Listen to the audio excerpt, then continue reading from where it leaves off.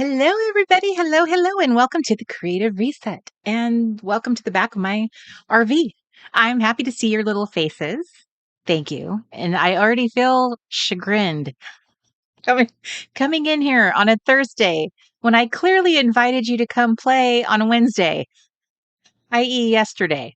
So I assume you're all here because you got my invite or you got my apology newsletter, one of the two. So if you didn't get my newsletter, I beg your forgiveness. I sent out my newsletter scheduling the Creative Reset apparently for yesterday.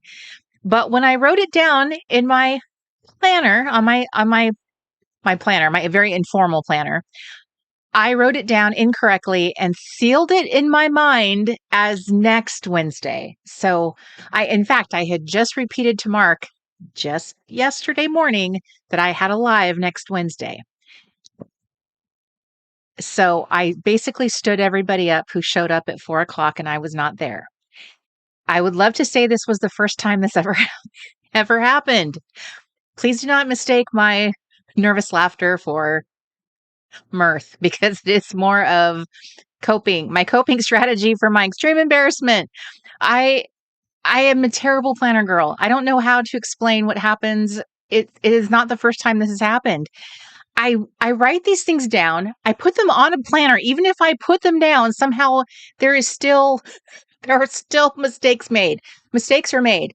And my sweet community, my sweet friends show up and sometimes I'm not there. Now, has it happened, dozens of times? No. But over the course of 10 years, it's happened more than I would care to admit and like to admit. So I apologize profusely.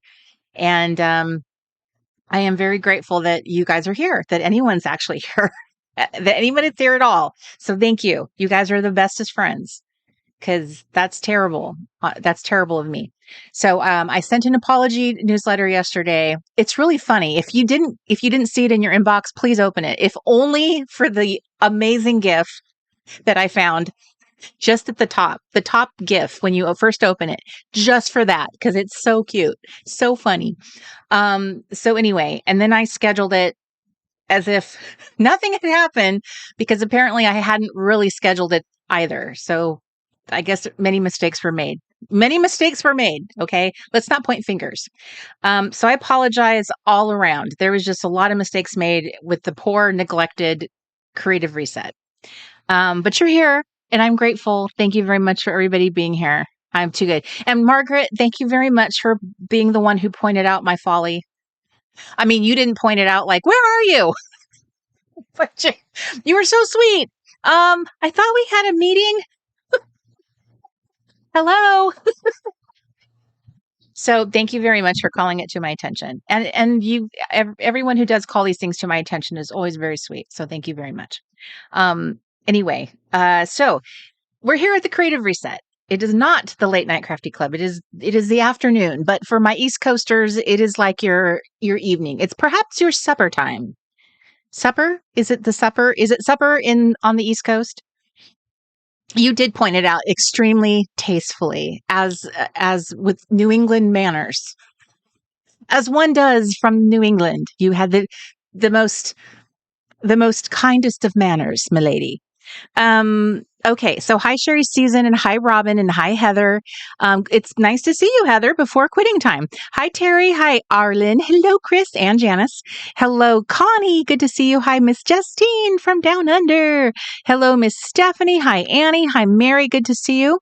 Mary, it's been a while, good to see you. Hi Arlen, good to see you too. Haven't seen you in a while. Hello Miss Heidi from Chicago, good to see you Miss Heidi. Hello Jamie Rose, we're happy to see your little face. Hope all is well. Hello, thank you, Miss Annie, and hello, and there's Margaret, and hello, Miss Melanie. Hi, Lacey in Nova Scotia. Hello, Miss Sherry. Hi, Bonnie. Hello, and hello, Miss Claire over there across the pond. And it's midnight where you are, so thank you for being here. Hi, Brandy. It's good to see you. Hi, KJ. Good to see you. Welcome, and hi, Dawn in Canada. And hello, Sharon Sullivan, and hi, Diane McKendall. Good to see you. And hi, Jody. Well, how fun. I get to see some new faces. All right. The creative reset. What is the creative reset? For those of you who are new to this particular little platform, it's different than the Late Night Crafty Club. This is what I kind of started first before I brought the Late Night Crafty Club back. I thought it would be kind of fun to introduce a little new live series where I could kind of, kind of nudge you with new ideas or little coaching, perhaps a little not coaching, but more of a encouragement for creativity. If you're kind of I know we're all adults, so we all get busy adulting, and perhaps our creative habits and disciplines kind of start taking a back seat. Sometimes we can make creativity out of, doing things in our planning. Sometimes we'll throw some stickers on our planner pages. But sometimes it's really fun to make a little bit more effort into our lives to really make creativity more of a flourishing practice. So I wanted to use this platform to kind of springboard new little ideas, new little crafty ideas, little initiatives, if you will, and perhaps introduce them. And maybe it was something that you really were interested. So the last time I did that was with what I am now calling my Scrapture cards. It is the little craft that I do now on the Late Night Crafty Club. I do that twice a month. If you have not been joining us on the Late Night Crafty Club, I very much encourage you to join us. I'm doing it twice a month, every other Friday. The next time I will be hosting a Late Night Crafty Club, it will be on October 18th. And I host them at 5 o'clock Pacific Standard Time. So you East Coaster peeps, that's a really good time for you. That's still early enough that you're not nodding off. And so our late night's not technically late night, but it could feel that way after a long work week. But that is our wonderful time to just relax at the end of the long work week and giggle and laugh and do some crafty stuff, or watch me do crafty stuff or struggle to do crafty stuff like it was last Friday. But last Friday we have a theme song for the Late Night Crafty Club, and it's super fun. We have over 100 people actually join us. Not everybody jumps into the chat room and chats, but there's over 100 people that join. So it is a lively little viewing. It's mostly introverts. So, there's a lot of lurkers. But I love that. I love the lurkers. So lurkers welcome, because I'm technically a lurker. I never, ever, ever out myself in a chat room. There has to be a very compelling reason. So those of you who are saying hi in the chat room, I salute you. Okay. So hello to VE, who already removed her. Goodbye. Hello, goodbye. I hope you come back. Hi, Jody, and hello, Mariana. Hello, and from Australia.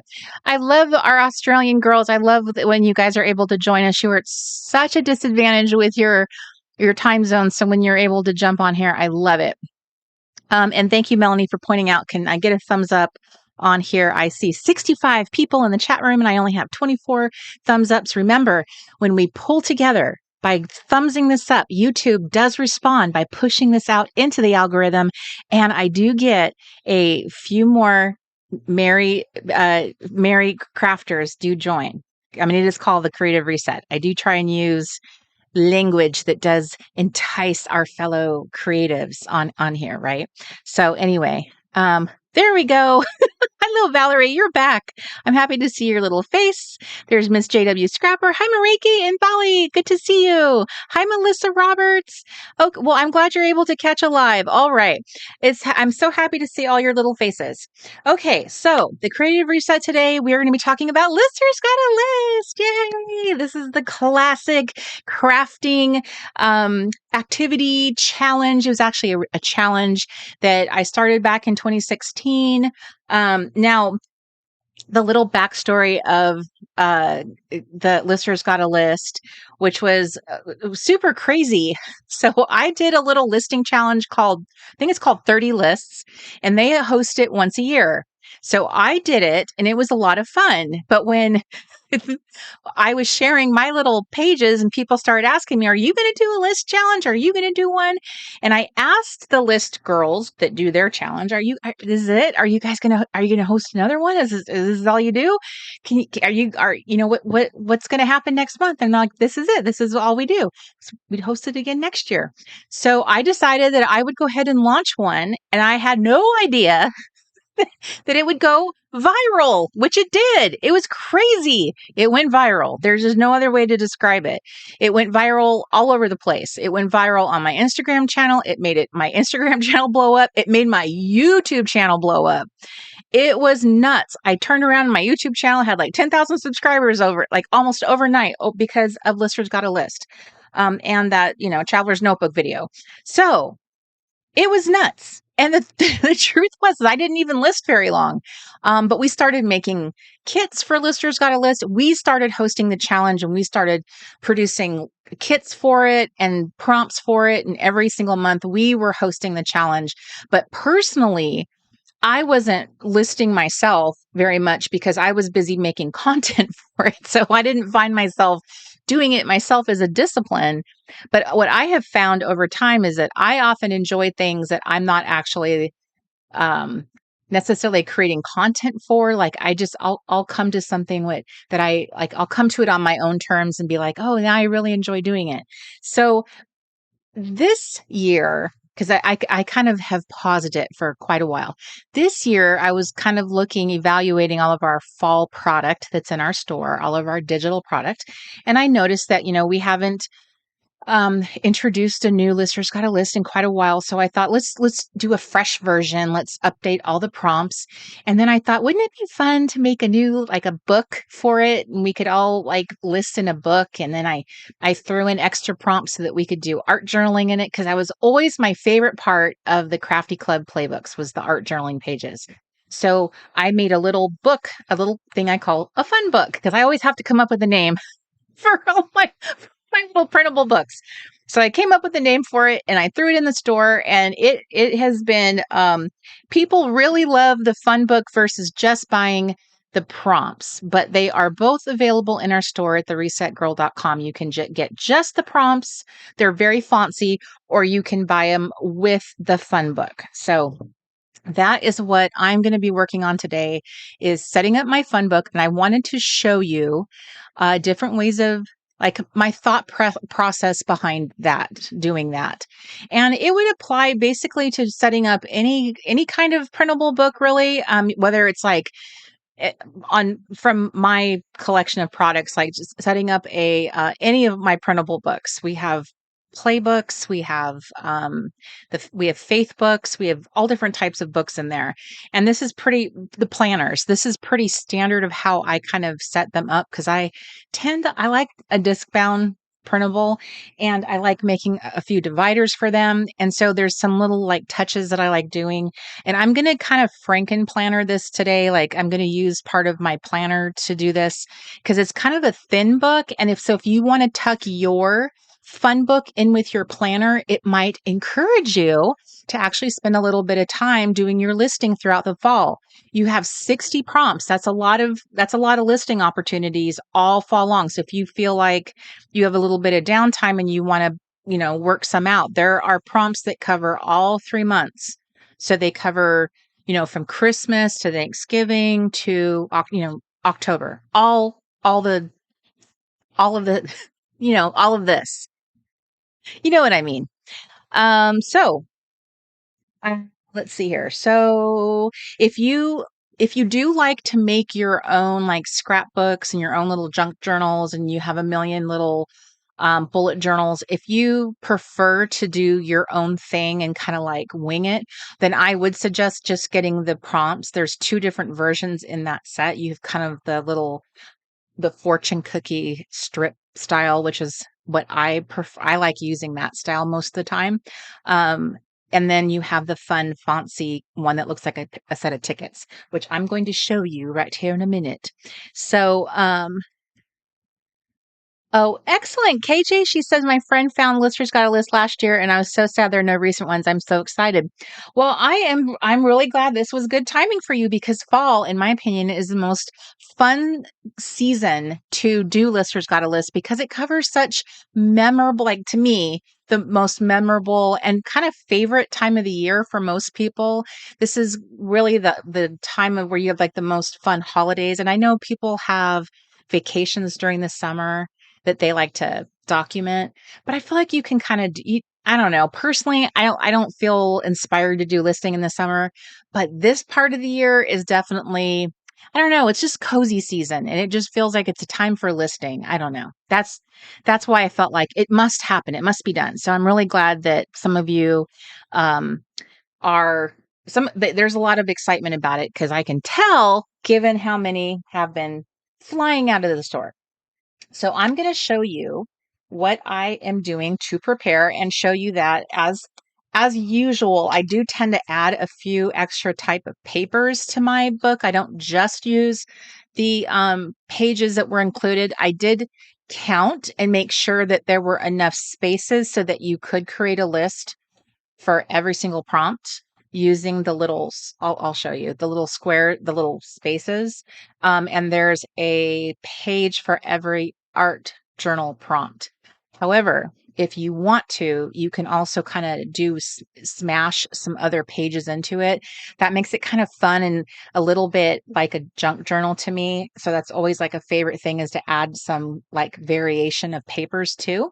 So I'm going to show you what I do. The easiest, more flexible way of kind of doing this hybrid is using a disc bound, but you do not have to do that. You can do this with a 3-ring binder with your pages if you want to. That's a very simple thing to do. If you're using a very thin, those little 1/2-inch binders, that gives you a very nice, it's very compact, in one of those little skinny binders, and it's going to hold those little papers all together and make it nice and cozy in there. So I don't think I have that size binder to show you, but the thickness of a 1/2-inch binder is about the thickness of my little disc here. And these little discs are the smallest discs they make. These are the 3/4-inch ones. These particular ones come with that Martha Stewart, they have like the blue covers. That's where these originally came from. And I just keep moving them from book to book to book. So these ones have like keep moving with me to different books, but I do believe you can get this size. They're just like the smallest size that you can find on Amazon. These are the ones that I like the most for these kind of thinner, more compact kind of printables. So if you wanted to put all of your creative projects together into one book, that's kind of nice because then it keeps it very handy. You can make it accessible with like in a tote and put all your supplies in there. If you happen to be a Bible journaling girl, you can keep it, with your supplies and you always have it handy. So that's kind of nice. So I'm going to show you mine, but I did want to show it to you if you were not going to add it to a planner or an existing book. So I wanted to show you what I am going to do. So I wanted to start from the very baseline. So I'm looking around I'm going to go top down. Okay, let's go down to my desk. Okay, so here we have the pages for my prompts, and then we have the prompts themselves. So this is what I was mentioning about. I have the simple version of the prompts where they're just little strips, and you can cut these like you would a little fortune cookie. So these would become very, very simple. This is my favorite style to craft with, mostly because if you're making a pretty busy page, it's nice to have a simple strip that stands out. However, the type of pages that you're putting them down on a very plain page. So sometimes it's nicer to have a more colorful kind of prompt that really stands out. It's very colorful. This color palette is from Forever Fall. So these are very beautiful. And these are the exact same prompts. They're just in 2 different formats. So you can mix them up if you want to.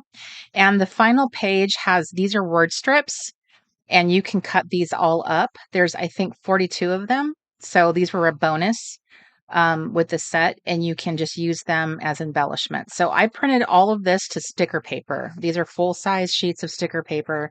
So all I will need to do is snip and just peel off the backing and attach them to my sheets. And then here's the art journaling prompts as the back page. So you'll notice that I did punch these. I do have a heavy duty disc bound punch. Um, and it's the heavy duty one. I got it from Office Depot years and years ago. This is the kind I recommend for punching anything that is thick, like chipboard or plastic or any type of like heavy scrapbook paper. This is not going to break. The other brand that is made for planner paper, the ones that are designed for planners, they are not meant for heavy duty punching, and they do have a tendency to break. So you want to be really thoughtful about that and what you're going to use your punch for if you're going to invest in one. I know the price point is much more attractive with the disc bound, with especially when you can throw a coupon on it.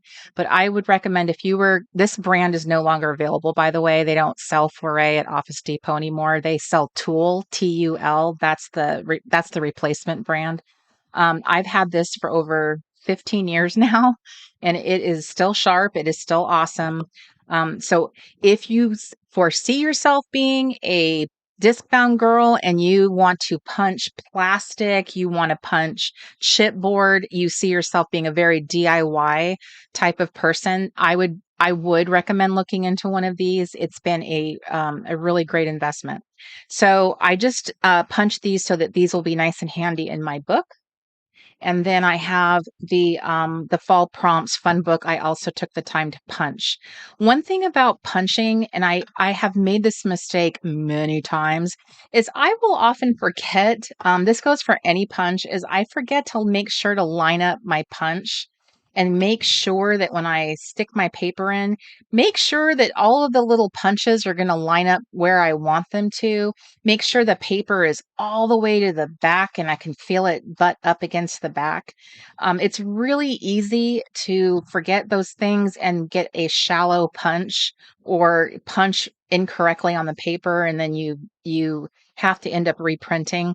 So when you go to sit down to punch your pages, always do a quick little test, just lining up everything and make sure it's going to punch exactly where you want it. You want to do a little test so you are not sad and have to redo everything. So I'm going to set that aside for a moment. And so now I have my Lister's Got a List book, and have a little page in here that I did the briefest of examples, kind of like digitally to show you like what you can do with your pages to set up the listers. Um, like this is a listers page. So what it would look like if you were using embellishments and journal cards, how it would look using everything. So there is an example page in there, which those of you who are used to my printables would know how to use this, because I have done these two type of pages have been in practically every digital book I've done. But if you were not familiar, there's at least an example, so you would know how to get started. And so I have the pages and the prompts here. And then I happen to have these two covers from another disc bound notebook. So this would be an example of what I was saying, is like how I would start the process, and I would add my little discs to this. And then you can see I have a nice gap here. So I would be able to have nice thick tabs, because they would be covered. So once I started thinking about it, I realized, this book isn't very big. It's not going to take up much space. Can I just pair it with an existing book and not waste, my nice covers, where I could use this for a planner, a workbook that I have, that I'm working on, and not have to use these covers, because these are kind of precious. These are professionally made, whereas I make a lot of my covers from kitchen shopping mats. So if you want to see a DIY version of the plastic covers, you can make those by hand. For this, let me show you really quick. I have a bunch of these always on hand. So you can buy these at the dollar store and what's it? Dollar Tree. So you'll find these in the kitchen section.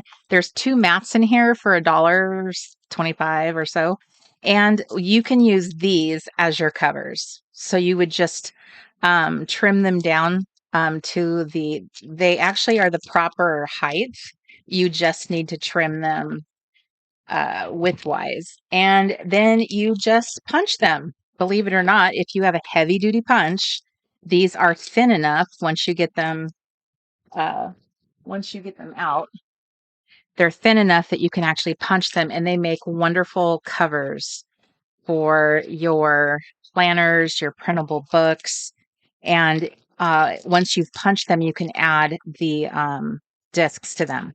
So this is a really inexpensive way to build your own printable planners or workbooks.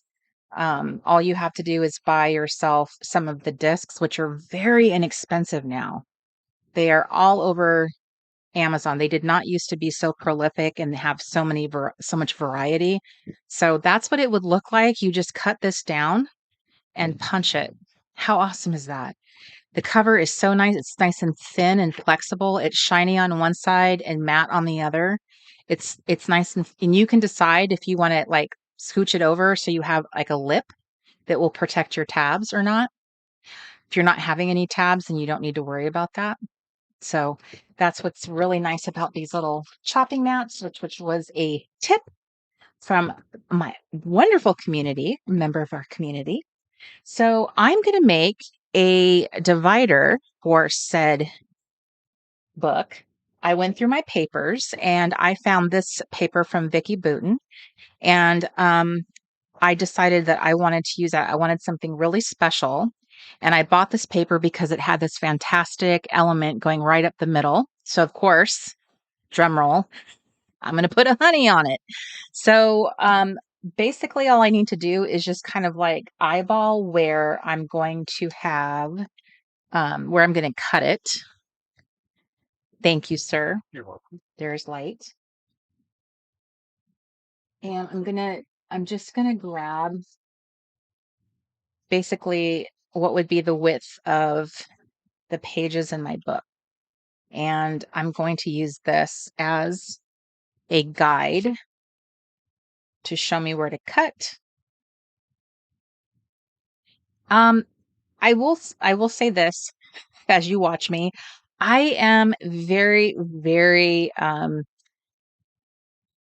I'm very imperfect when it comes to cutting, and I don't measure things. If you were to look at my stuff like up close, it is not perfectly cut.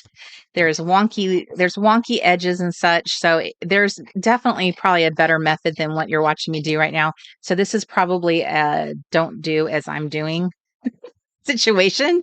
Um, I know that there's things like paper cutters and all of that that would probably make this a very more perfect situation. But this is a creative reset. So I'm going to explain to you one of the trade offs that I decided very early on that something that held me back from crafting was this constant thought in my head that I had to do everything perfect. I would look at all of these beautiful layouts and projects, and I would just marvel at it. And I would just tell myself that I simply could not do that because I could not figure out how to do it right. I couldn't figure out how to do it perfectly. I would just know instinctively that if I tried it, I would mess up. So I never did anything. So for years and years and years, I would just oogle and gaze upon all of these projects, and I would not participate because I just knew I could not do it. And so at some point, what made me start participating on Instagram and actually posting pictures of my planners and my pages was the fact that I just made peace with the fact that I was going to have to just learn to set aside being perfect, to just do things, even if it meant I'm doing it lazy or sloppy, to just simply do it. I have a hard time executing that way on everything. If, like I'm saying, you guys watch me do all kinds of crafting and you see me make all kinds of mistakes. but I try to laugh it off. I don't try and take it very seriously. I'm not a professional crafter by any means, but I definitely am having fun. I'm impressed with stuff that I make sometimes, because if I had just kept telling myself I had to do it perfectly, I would never, ever, ever get to see myself do some of the things that I've done. So I am sharing that with you, because even just not I never pull a ruler out. I hate paper cutters. This and my eyeballs is just, I've made peace with it. So if that is one of your struggles, is trying to do things in this perfect method, I encourage you to live with wonky edges. Live with, edges that don't match, things that they're not perfect. No one's coming over to inspect your work. You guys might see that my edges are uneven, but we're still here having fun. No one is going to come over here and inspect. Well, if well, sometimes when I share projects, when I upload projects, I think, oh my gosh, they're going to see the edges. But in the big picture, that is not why I'm doing what I'm doing. And I know you guys don't care. So no one cares about what you're doing either. So I just wanted to share that, because I know that is a struggle. So I know this is horrifying that I'm actually cutting this up, and oh my gosh, what is going on? I did photograph this before I cut into it. I was looking through one of my home catalog magazines, and I saw this amazing honey, and I was just like, oh my gosh, this is what I want. So I couldn't tell if I wanted a real girl honey, or if I wanted one of this girl honey. I feel like the dress is cuter, and I love her saucy little, like her little knee-high socks and her little kicked up leg, and her glasses are just so cute. So I think I'm going to save her for a different day, but oh my Lanta, is she adorable or what? She is perfect. So she's going to be my muse. I am going to cut her up. Now, I'm sorry this is going to take a minute. I'm going to go as fast as I can. You can talk amongst yourselves for a moment. This is like the old days, me and my fussy cutting. You guys haven't really had to watch me fussy cut in a while, but I am going to show you one of my fussy cutting tricks. Now, I don't think I did this initially when I used to do fussy cutting on camera, especially with the honeys, but I have learned to do this. One day it dawned on me, and this is one of those things where I learned from not being a perfectionist,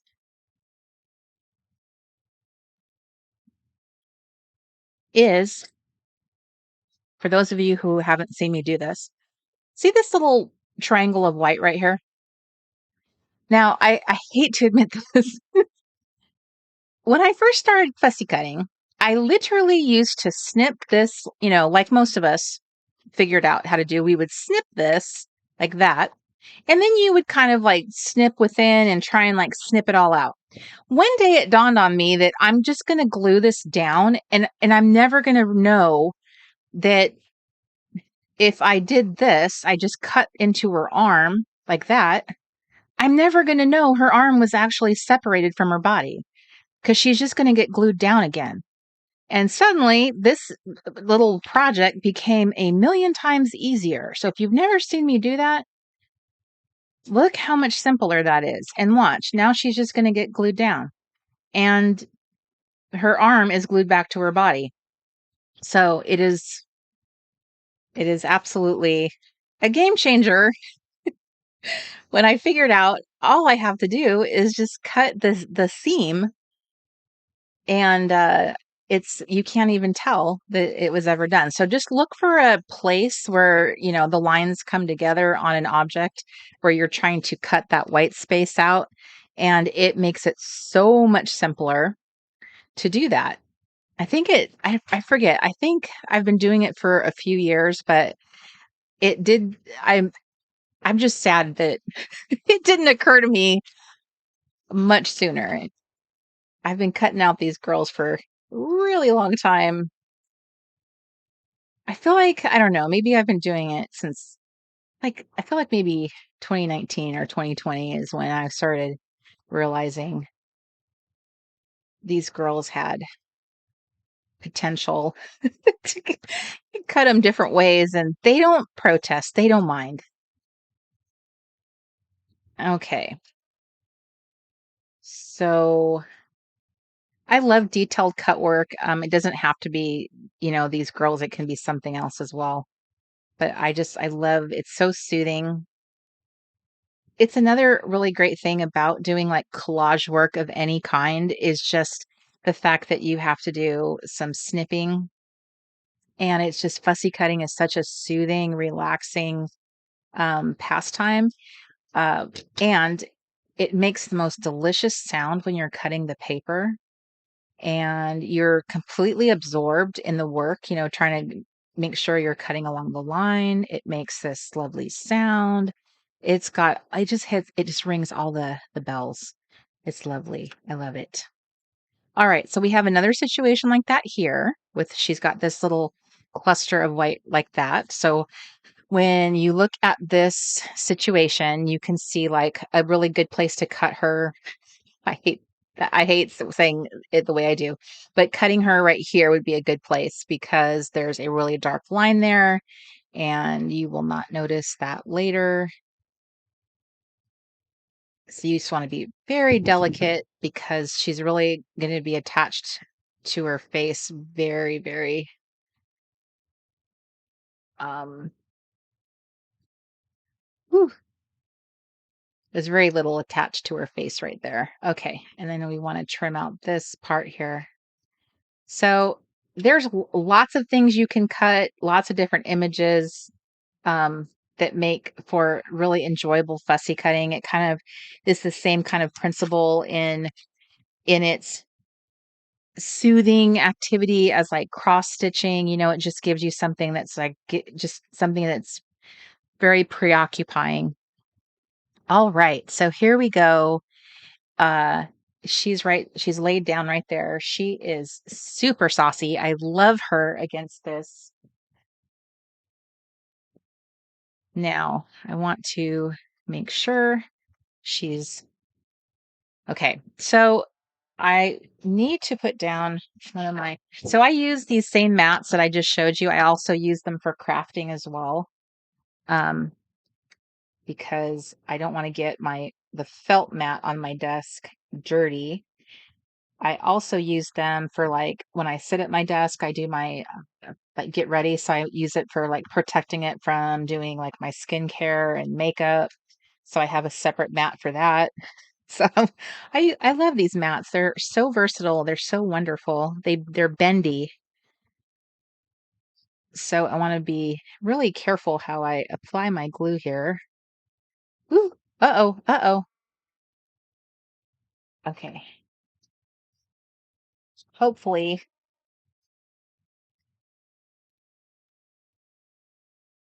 this glue is not the glue I've always used. I know that I have been asked about it. It's not the Ranger glue stick that I normally use. This is a glue that I bought, and I'm just trying to use it up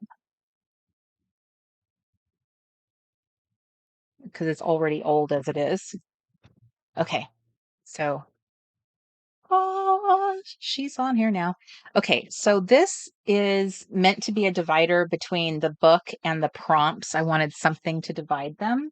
And then I have this back, which I don't love. I'm not a fan of that. That's really not my style or taste at all. Um, so let me see what I got going in here because it's going to be going into this book right here, which also has a variety of dividers as it was. Let me see if I have a spare divider. So there is a divider back here. It's this one.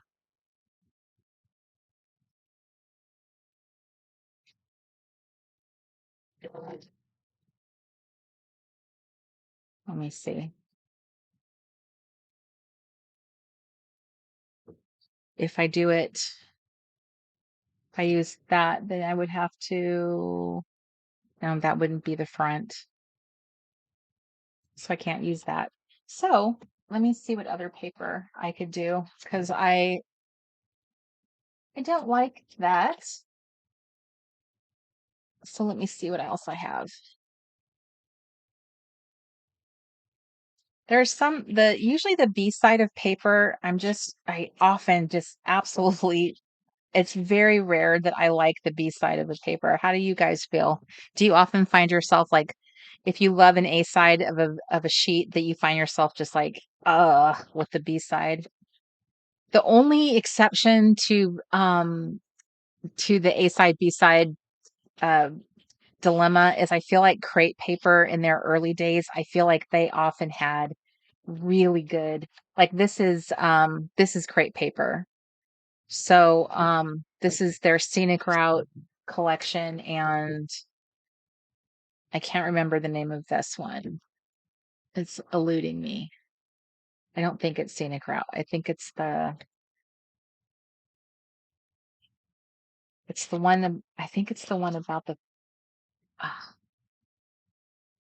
is maybe it is scenic route. That would be a strange pattern for it, but it's possible.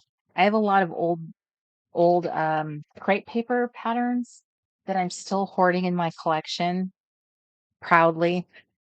Here's one. That's a new one though.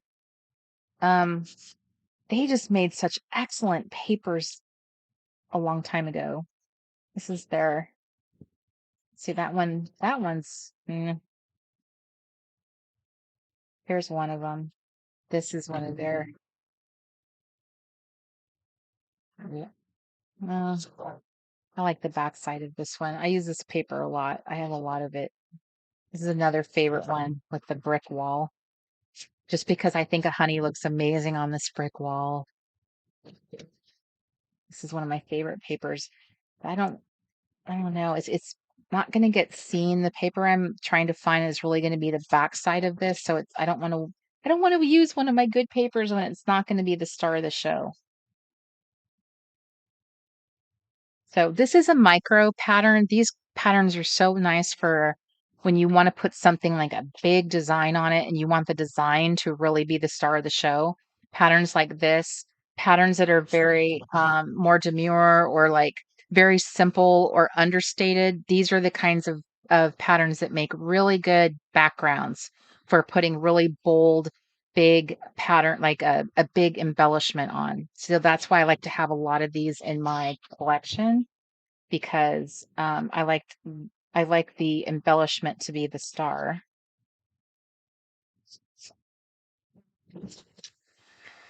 Here, I'll do that one. That's a crepe paper, but it's not like, it's kind of like a, that'll do. Okay. So I have not used this paper for making dividers, and I'm probably not going to start now. I'm going to stick with my trusty Ranger for this. So one of the reasons why I love this brand for making dividers is this glue, their formula, when it dries, it is like stiff and it becomes it's magical. Like it makes the most the two pieces glued together become a very tough, like very firm piece of paper together, and it's very stiff. It's very I don't know how to describe it. It's just a very well constructed. Glue it up here. So I do both sides and I'm just gluing it this way.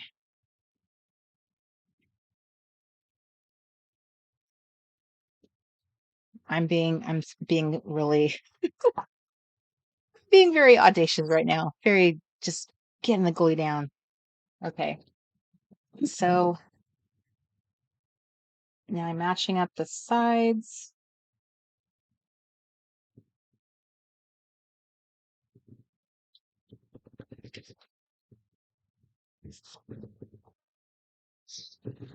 Okay. Now, more than likely, I'm probably going to find that I'm trying to find my brayer.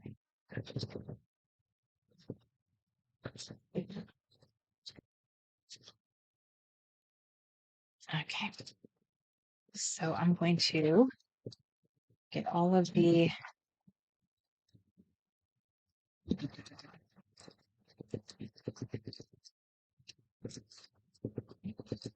okay.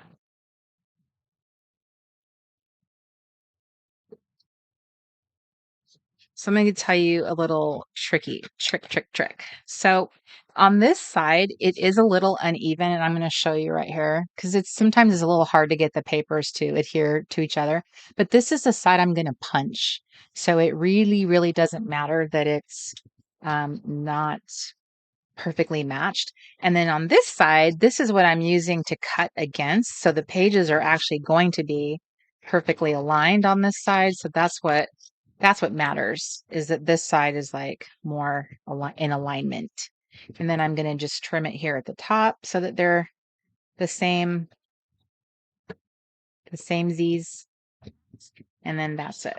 So now I'm going to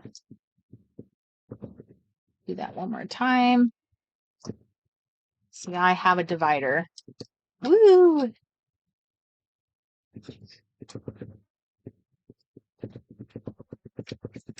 Okay, and then because I am feeling a little fancy, I'm going to add a tab to it because I have a big box of tabs. If you bought some tabs from me that were part of, let's see, where did I put them? If you bought the pop tabs in our store, this would be a great project for pop tabs. Um, I happen to have these that also came from our shop. These were, oh, look, October, November. These are from the Faith. These are from one of our planners. They're all dated. Um, but they're not the right project for this. So this one has a little daisy. I just need a tab.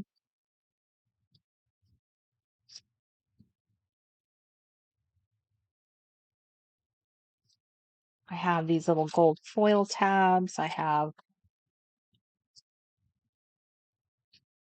little heart ones.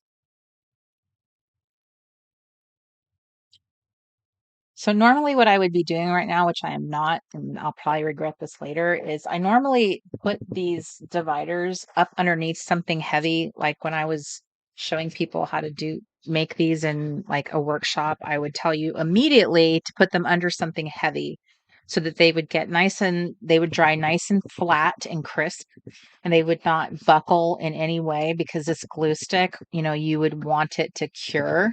And this is like very crucial, but I'm sitting here trying to craft with you here. So I'm breaking all the crafting rules. So I kind of want a tab that is a little bit more of a no, it's a little bit more of a contrast. Is that more of a contrast to my favorite patterns? I'll go with this one. So I'm going to, there's different ways of doing tabs. You can glue them, or you can glue them shut completely and then just glue one side of it down like this on top. Or you can glue it down like a clamshell. The only disadvantage with the clamshell is it makes it really hard to take this off if you change your mind. So I'm going to set myself up for the possibility I might change my mind of what I want to use this divider for. This glue is very interesting. On one hand, it totally it'll stay together. It stays the course. It's a really great glue. On the other hand, you can easily like take off one of these. You can pry it off very carefully and repurpose it or do something else with it.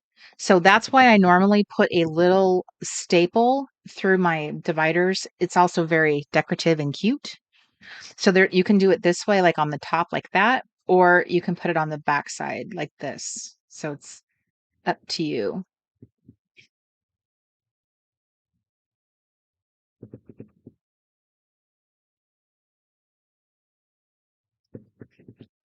Oh, I just made that uneven.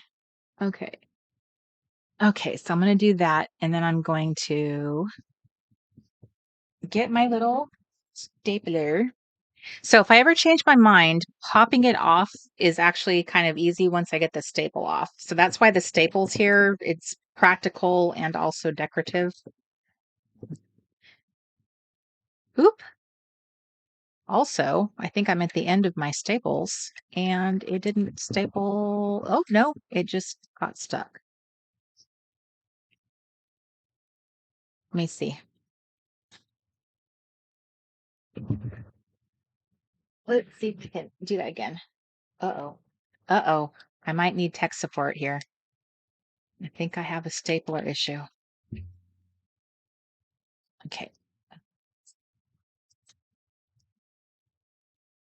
Okay, hopefully that. Oh, I got it. I got it. I think I have it, honey.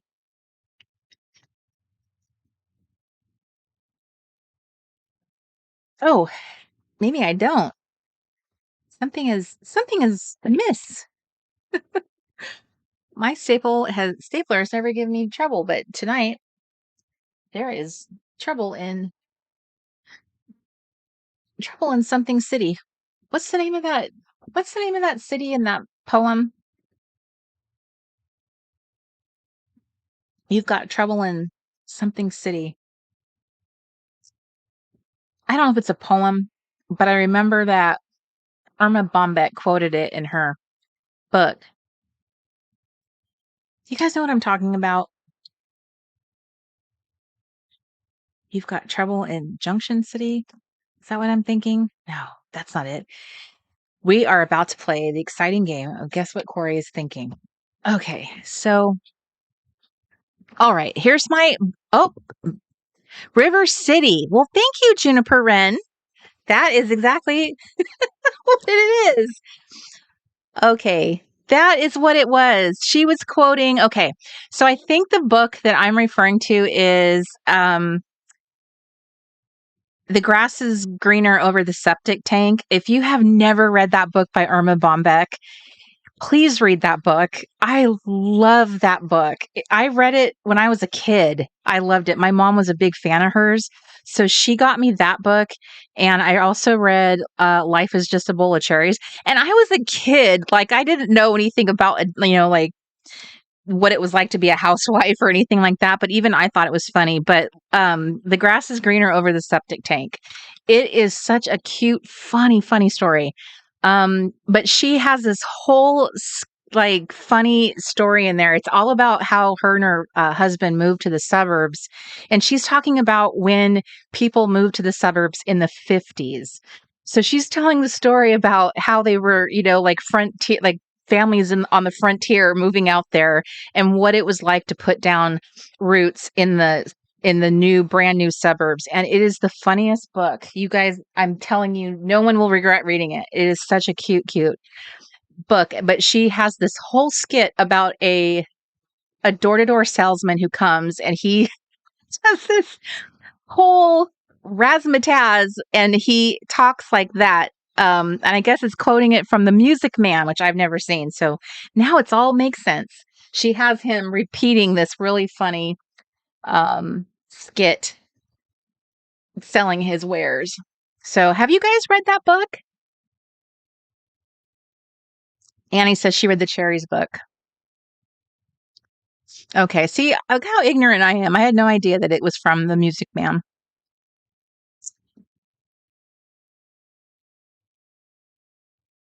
Okay, so thank you, Mark, honey. There we go. We're back in the saddle. Mr. Crafty has got me going, got things going again. Okay. Now, because we have because we can, we're going to razzle dazzle this up again because we can. Kathleen says, "Yes, I read them all when I was a kid too. They were so funny." I remember laughing so hard at her. I think it's kind of hard to make people laugh like from writing. I think that's a very different kind of gift than just like being a comedian or acting. It is very much to me different. And Irma Bombeck, she just had, wow, what talent to be able to tell stories in the way that she did. But the way the stories that she told in that, even as a kid, I could completely laugh and appreciate. And also, it was kind of cool to imagine what it must have been like to be on the, to be some of the families that were leaving the city for the first time and breaking out and going into these.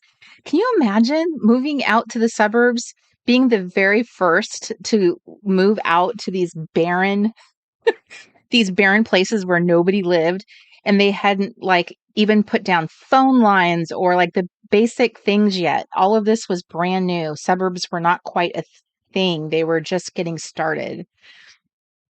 So I don't know. All of her stories are hilarious. All the things that have to be repaired, all the like buying cars, all the stuff that you don't think about when you live in the city. And now she's being confronted with all of this stuff that they need because they chose to move out. Just buying greenery for your yard, the need for trees, and how everything has a price. It makes you, I don't know, makes you appreciate those people that had to go through all of that. So I'm just putting some random stars around her. It's already looking awesome. Awesome sauce.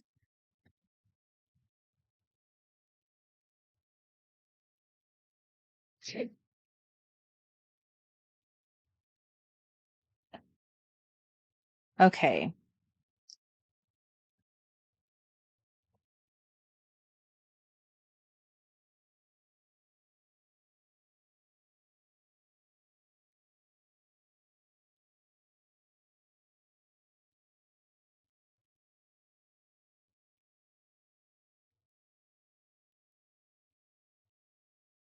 I'm gonna put some down here.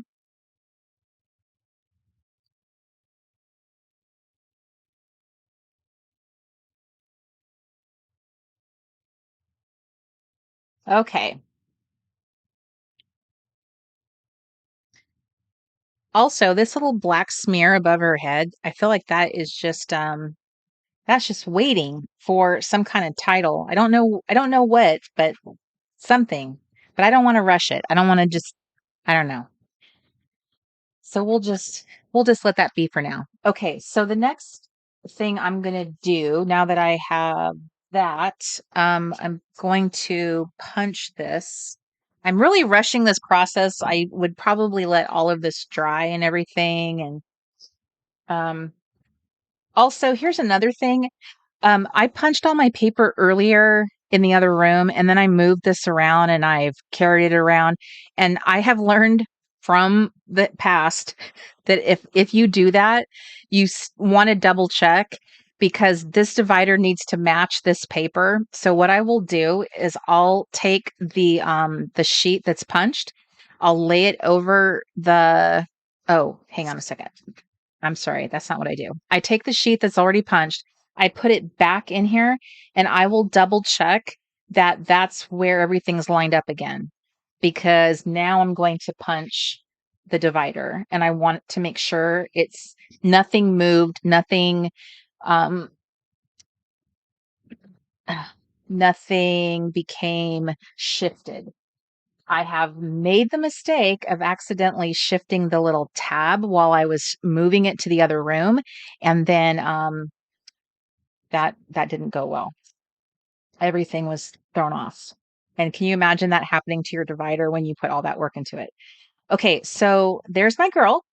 She's now separating my prompts from my fun book, and I am going to make them the cover so they will sit in the front like this.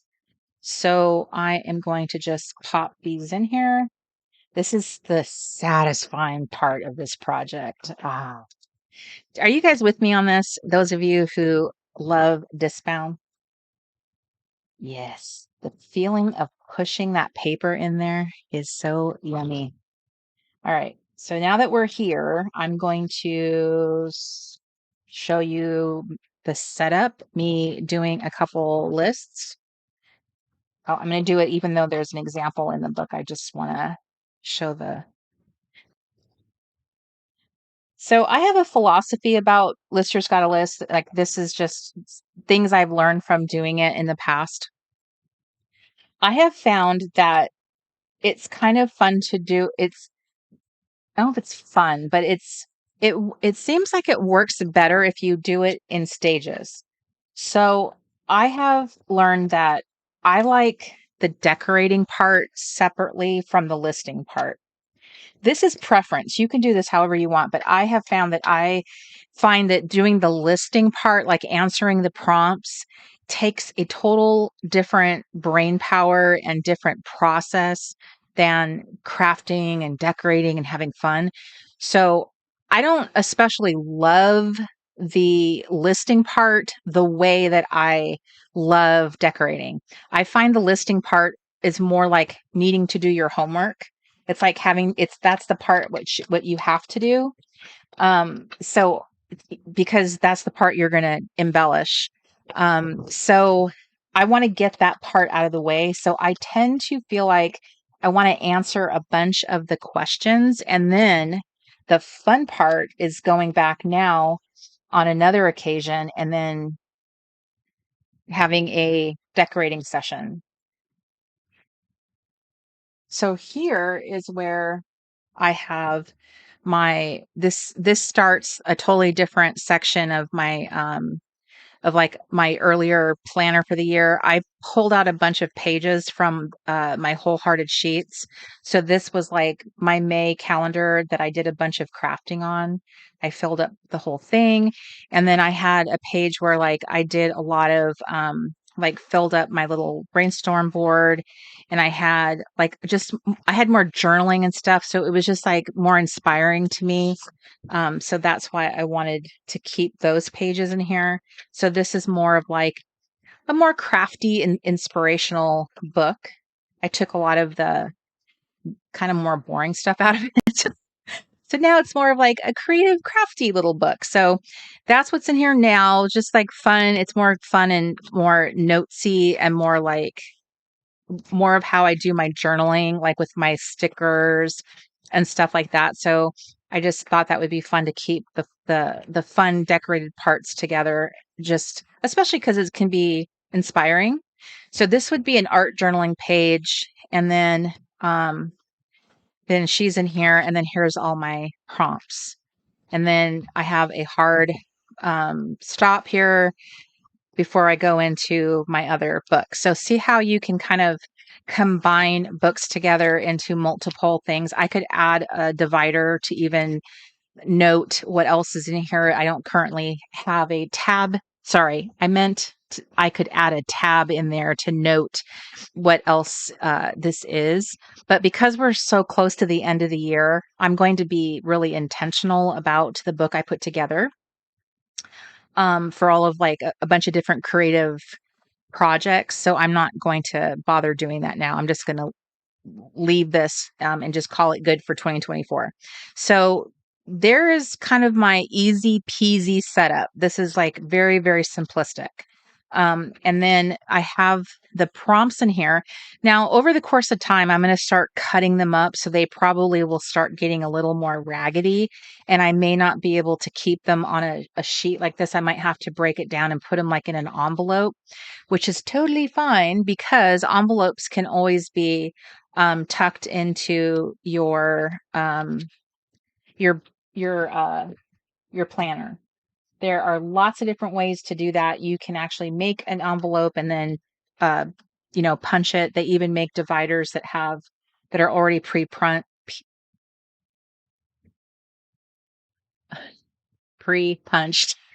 They also, let me see here. Um,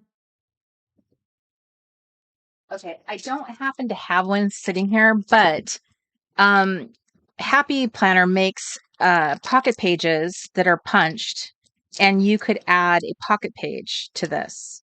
and put all of your prompts in it and just have it, as well as like sticker sheets or whatever you wanted to add.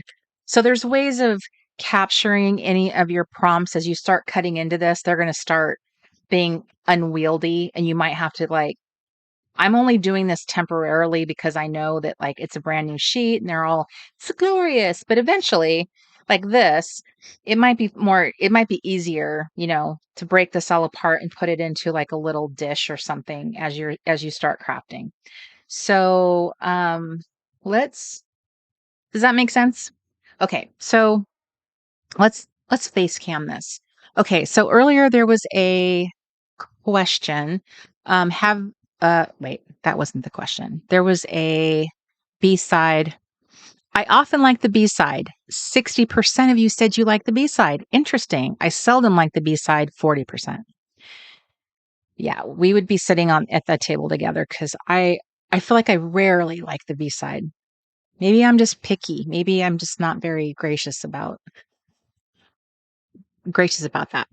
All right. So I'm just going to pause right here. I'm going to, if anyone has any comments or questions about what I've done so far, because that is why I'm doing the creative reset, is I wanted to show, I don't want to take for granted that people just know what to do with the book and they just know what to do and how to get started and how to get set up, because there have been new members that have joined the clubhouse. There have been new people who've joined the channel since I have, started everything back up. And there's certainly been new people since I have introduced Listers Got a List. So I wanted to just refresh a way to do this, to do it quickly, to do it, this is a disc-bound way to do it. I know quite a few of you are happy planner girls, so that's a way to do it, is to treat it like if you have the happy planner punch.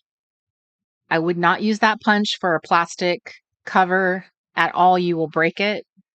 Just assume you will break it, because I have seen people in my community that have said I broke my punch. So don't want you to break your punch.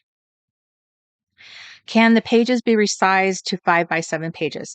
So Miss Julie, you can so this is my trick for printing to different size pages. This is what my printers that I have experimented with, and I've had probably 4 different printers since we've started TRG and doing different things that I have done. So my trick, what I suggest to people is you put the paper of your dreams, the type of paper and the size of paper that you want in your printer tray. So it's cut ahead of time. So you you cut it to whatever.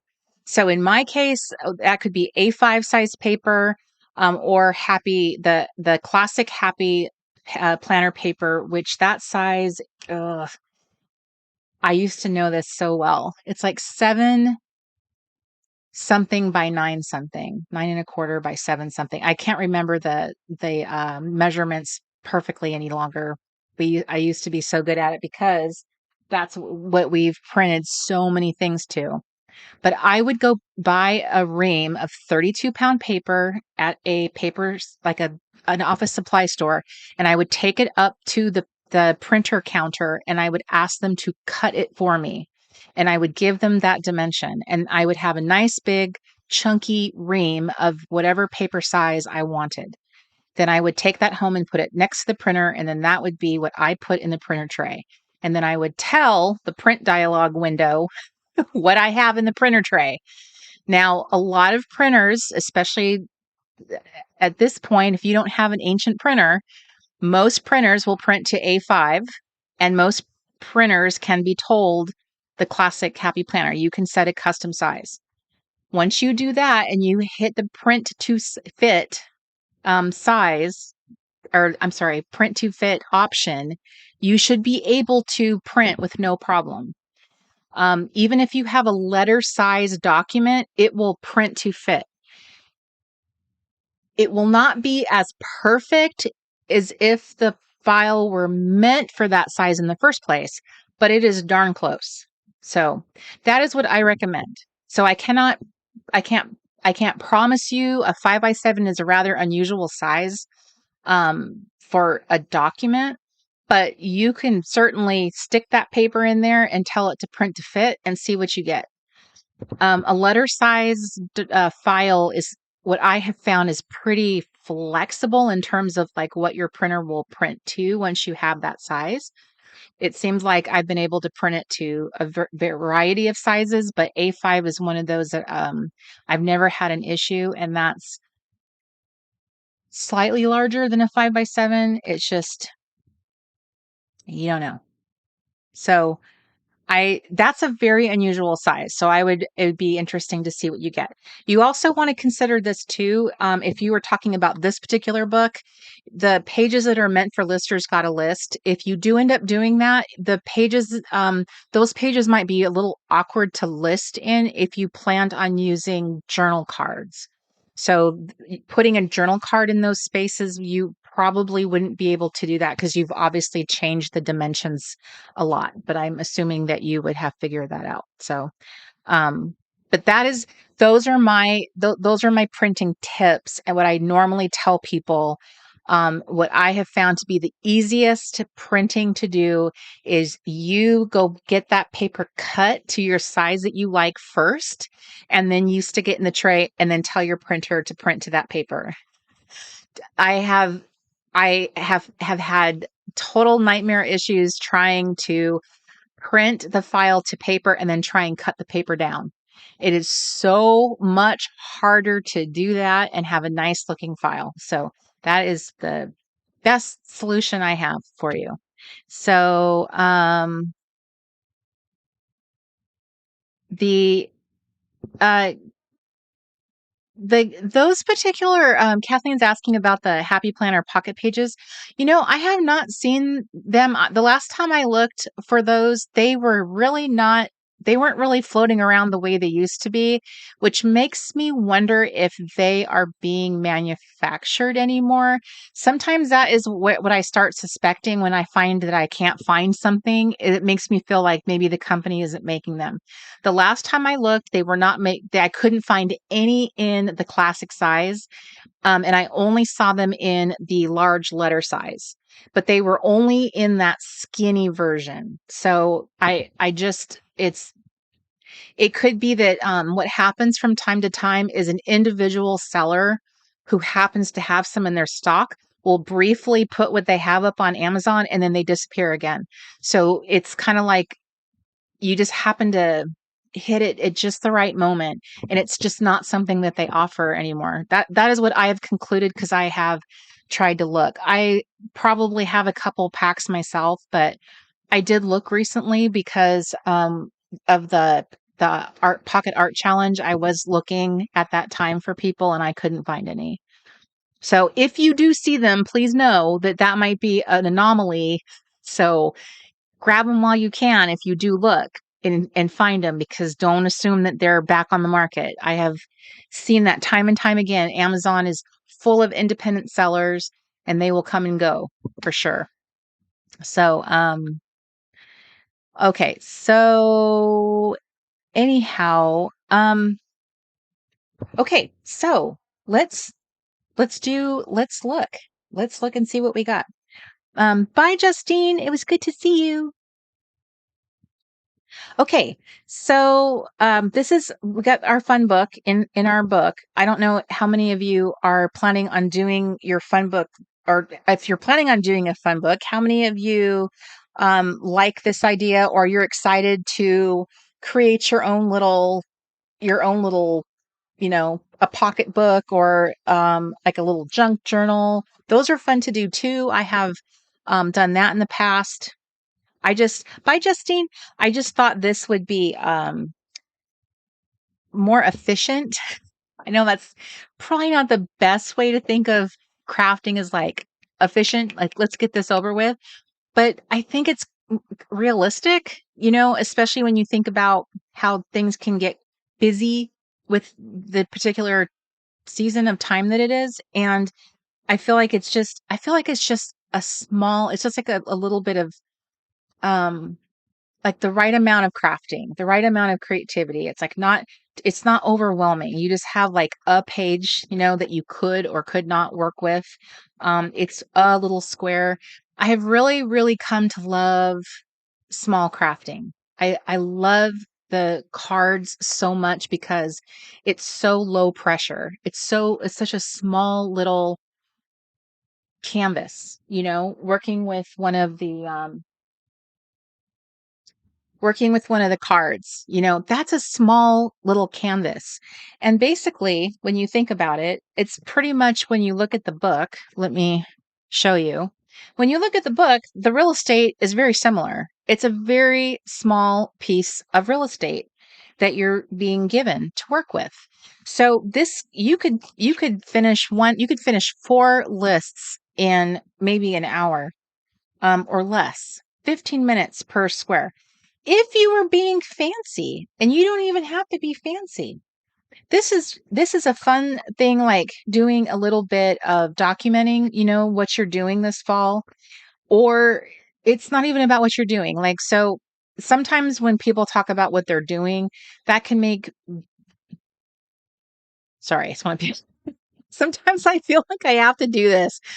Um, so I just want to say this on behalf of those who don't get out much and don't feel like they do much during the season. The wonderful thing about fall is it's an indoorsy season. So even the stuff that we do at home, just being inside, it's a cozy, indoorsy season. So our little rituals, the little things that we like to do. What did we do this season? What kind of teas did we drink? Did we discover a new tea? Did we discover new shows? Did we discover a new cozy mystery series? I can't believe the plethora of cozy mystery series. I had no idea this was a thing. But not too long ago, I discovered that there was a special day. I forget the name of it now, but there was a special day on Kindle when they had this huge thing where it was free Kindle books. And it was being promoted by all of these Kindle writers that were all part of I don't know if they were like they were all they were all mostly women writing for like romantic stuff and like mystery stuff, which is what I was curious about because it was free. that was that was the thing that was underlined. So I went to go explore and I was just really amazed how many the plethora of cozy mystery series there are now. So maybe you're a big book reader. So I just I think that it's a we only get so many falls, so many Octobers, so many Novembers in our lives. There's only so many we get. And if that season means anything to you, if it's just like a special season at all, this is a really great low pressure, low stress way of just doing something very cozy, something very enjoyable with minimal supplies. You get some of your stickers, some washi, a good pen, one of your favorite pens. And this can be something you easily do in front of the TV, listening to a podcast. Eventually, we'll be able to have, a cozy fire or put one on our television screen.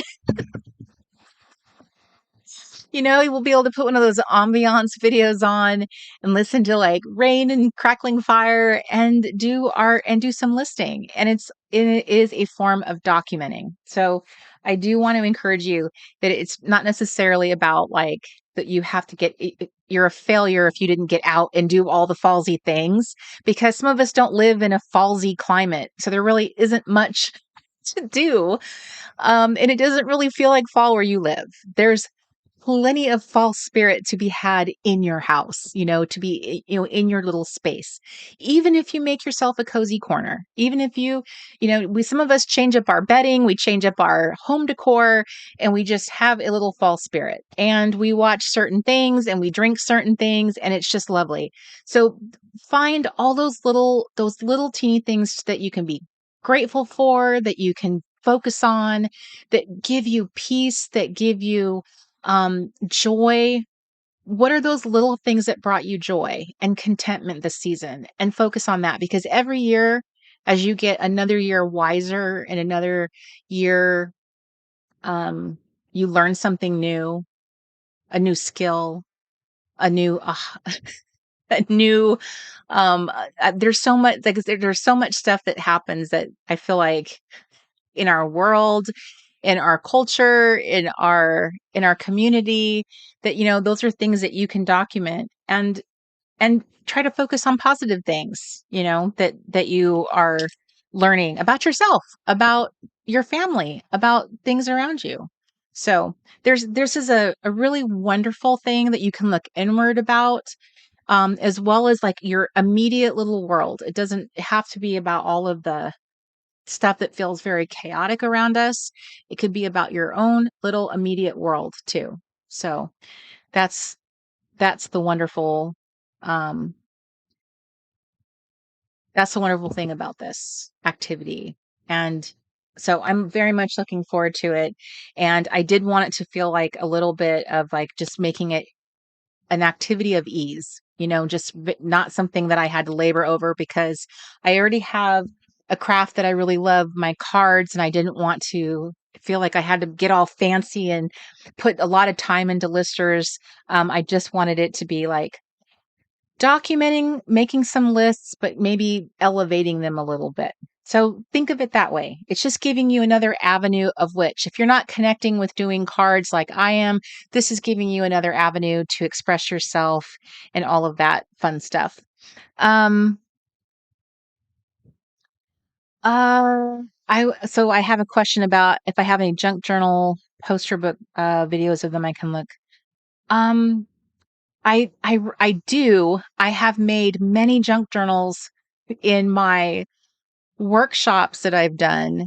I have shown many different ways to make dividers and covers and all the things. I'm trying to remember if any of that's actually on my YouTube channel, because a lot of it is in workshops that I've done. And we at this stage, we at some point, we have to get all of my workshop stuff up onto our new platform, so that all of that stuff that I have built, all of those hours and hours of my life, can be seen.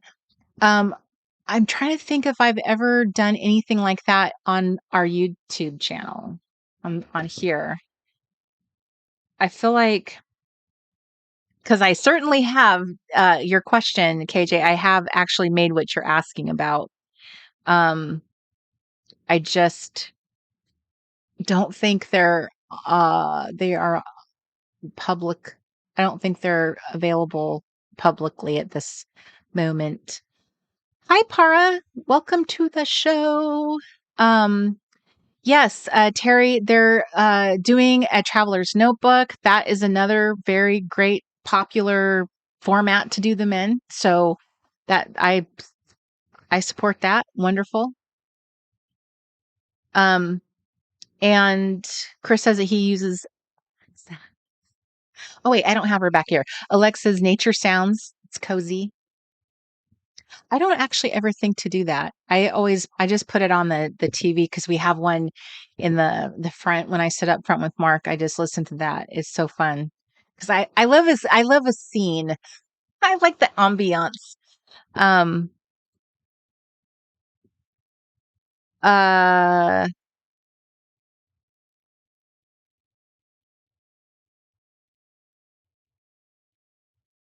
let me KJ, 1 second. I just thought of something. 1 sec.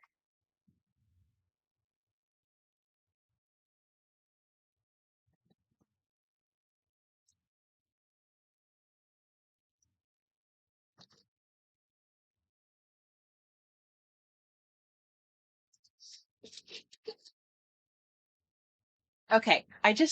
Ah I just thought of this. For those of you who like doing the little junk journals, um, in the past, I started doing the last time we did Listers Got a List, I tried doing a little a little mini junk journal.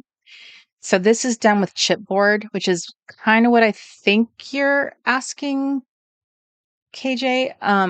So this is the little four by four photo pockets, and then I just made paper to fit inside of it. So this is another option if you don't want to use the fun book, but you just want to use the prompts, and you want to have like a little easy peasy little album. So this is just some little binder rings, that you can throw on there. And I made this from chipboard, and I measured it out to be using the 4x4 pockets as my, is my example of just trying to cover those. So I think these are probably 4x4 too, and they're covered with scrapbook paper. So that is what I did. And I just cut 4x4 paper and filled up the pockets. So I was doing this in advance, thinking that I was going to end up adding the lists to these pages. I just never did it. So I've kept it all this time. And this was like the front page of it here. It has a little piece of felted stuff. So this was an example of like a lister's got a list, kind of fall-ish, like a fall edition book. So here's like that chipboard kind of thing. Here's another chipboard. So this one is slightly larger. This one is I think it's a 5x5. This one looks like it's a square.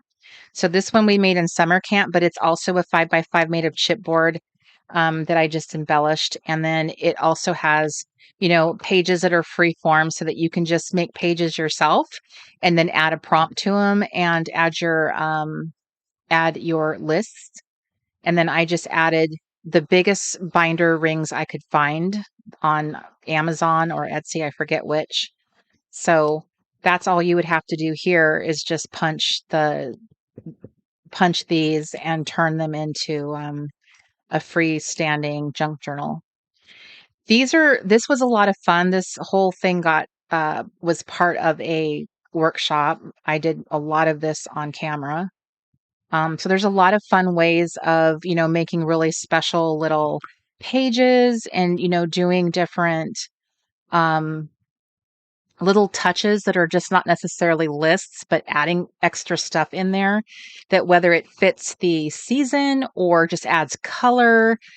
So you can definitely approach this like a junk journal activity, which is a lot of fun. If you are feeling very crafty, that's something that you can do. This would be like if you wanted to shrink it down to like I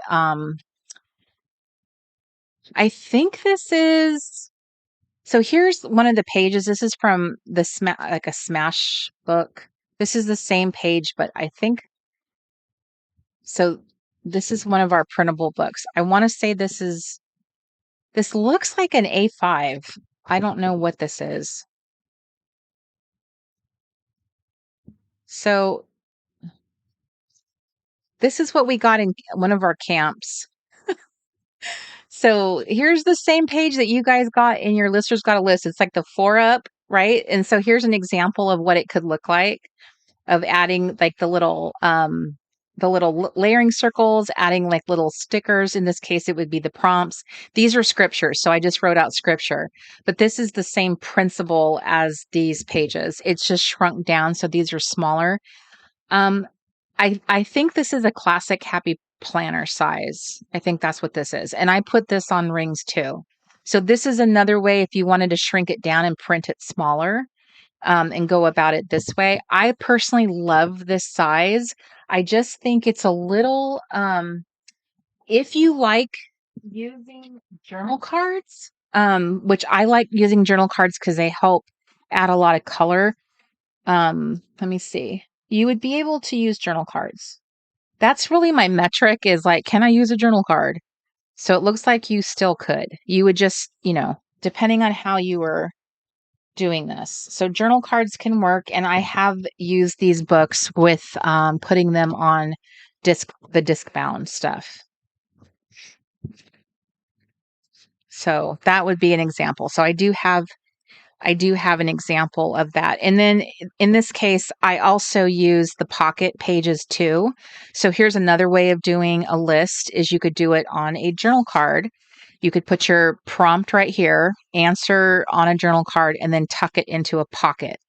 So that's another way is using a pocket page, and treating it like a whole thing. If you love fall and you are just ready to craft and blow it up, I would say this could be a really fun way to approach it. I went with like a really, really low, um, ooh, that that's the recipe for this falling apart. So here's a journal card and here's a journal card. So this obviously worked out just fine. So, that makes me want to shrink mine down. So anyway, you could shrink it down. This was one of our smash books that we used in our summer camp. And I don't remember which summer camp. Let's see. If this was a smash book, what year would have this been? It's a camp reset. Was this 2020? I don't even remember anymore. I'm thinking it's 2020 we did this. Anywho, so there would be different ways of doing it, and these are different sizes too. So you have the classic happy planner, a 4x4 and a 5x5. So I guess I did have some things for you. I just didn't have a proper. I have all of this filmed, Mark Speaker. We just need to get it up onto onto a platform. Okay. How fun. I like pulling out my stuff sometimes just to remind myself, hey, I have made some stuff. Okay. Mm.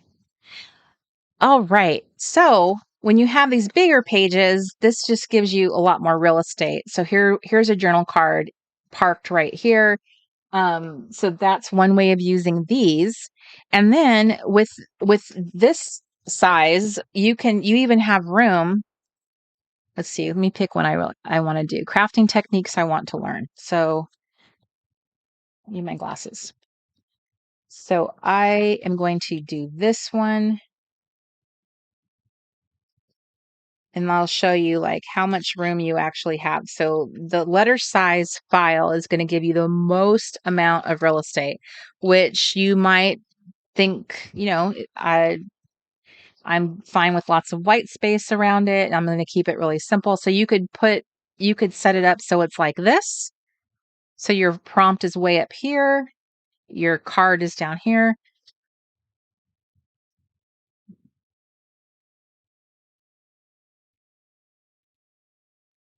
I feel like that card is distracting because it has that white space on it. So like, let me put this one here. Um, let's say I wanted to answer this, but I wanted to put my answer in like strips of white paper. So that's what would be here. So crafting techniques I want to learn. So that's what it would look like. So that has a lot of real estate around it to put stickers or little doodads or whatever. Another thing, if I only had a few, and like a few, let's say I only had a few answers, I might want to put the prompt on the card and then put a few strips here to answer it. If I wanted to use this card, or let's say I wanted to use that card and then put the prompt right there and then write directly on the card. So there's still creativity in, using this format. It's just about, do I want to use journal cards? Do I want to use, write directly on the lines? Do I want to use this kind of prompt? Do I want to use the little simple ones? So each little square that you come across gives you an opportunity to be unique. I absolutely love this journal card. I love this little um, embellishment it has built into it. So I actually don't want to cover it. But so I think what I want to do is actually, this one's really neat. Let me think here. Is that upside down? It is upside down. So this feels like it wants to be here. So I think what I'm going to do is I'm going to start this one off. I'm going to kick it off. I'm going to do I'm going to start like setting down the foundations. I like to do the embellishing. I'll do the embellishing first and then do my answering off camera cuz that's kind of boring to watch somebody write, or at least it can be when they don't. I like watching people do that when they have like really pretty handwriting or something. Okay. So there's that. Now, already my eye wants to see light blue here. So I am challenged because I cannot use my enamel dots. This is one of those things where the enamel dots are forbidden because we do not use enamel dots on pages, which is why I have been loving the cards so much because I have so much freedom with them. And I've always been doing the crafting, well, it's not the only kind of crafting I've done. Obviously, I have done plenty of pockets and stuff like that. But when you work a lot with the pages, you are more restricted. So what can I do? Let me see here. So let me see if I can use some. I have I pulled out my honeys that were in here. Ooh, this honey right here. She's got blue on. This is a Forever Fall honey. So I'm going to set her aside for a moment because I want to get another fun thing you can do with this technique, if you have a lot to say, is you can put a hinge on here so that you can flip this open like a door.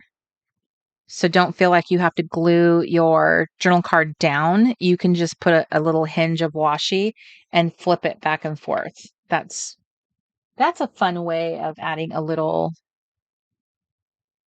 um a little peekaboo, a little surprise. But in this case, I'm just gonna put this down because I don't really have a lot to say on this one. I don't have a lot to respond to. And I'm gonna leave.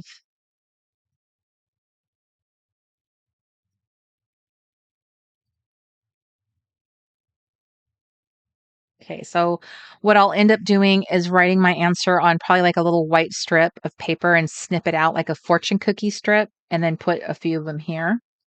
Is probably what it will be. And where's my other stickers? I'm also going to use,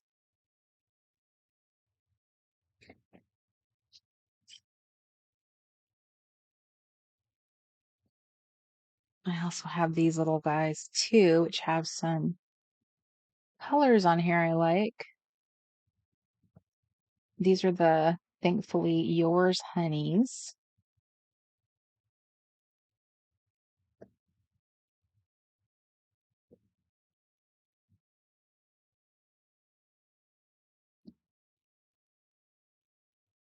So I'm basically putting down every single color that I said, but the one I said I wanted. But I guess I did. I put her down, which she's the one who's in blue. And then I got my butterscotch pen, and I just need a brown pen. Hi, Sandra. Yes, Michelle asked if I'm not using dots because it makes it hard. So once you start adding puffy stickers, dots, anything with any kind of dimension, as soon as you turn the page over and start to write on the back side, your page becomes very lumpy and uneven. And so, if you are done with writing, it would probably be fine. But as long as you still have to write in it, it is not wise to use a lot of thick dimensional things because you'll have a lot of very uneven surface. And hi, Miss Shayna. It's so good to see you.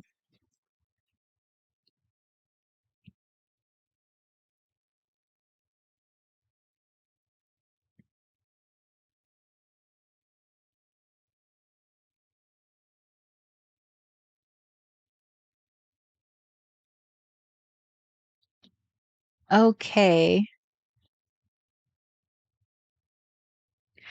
Thank you, Miss Sandra. That is very, very sweet, very kind. Okay, so let us continue. So I'm going to answer this question off camera. And I'm going to continue on. Bearing in mind, the other thing too, I want to bear in mind for this as I go along is I also want to be mindful of my color palette too.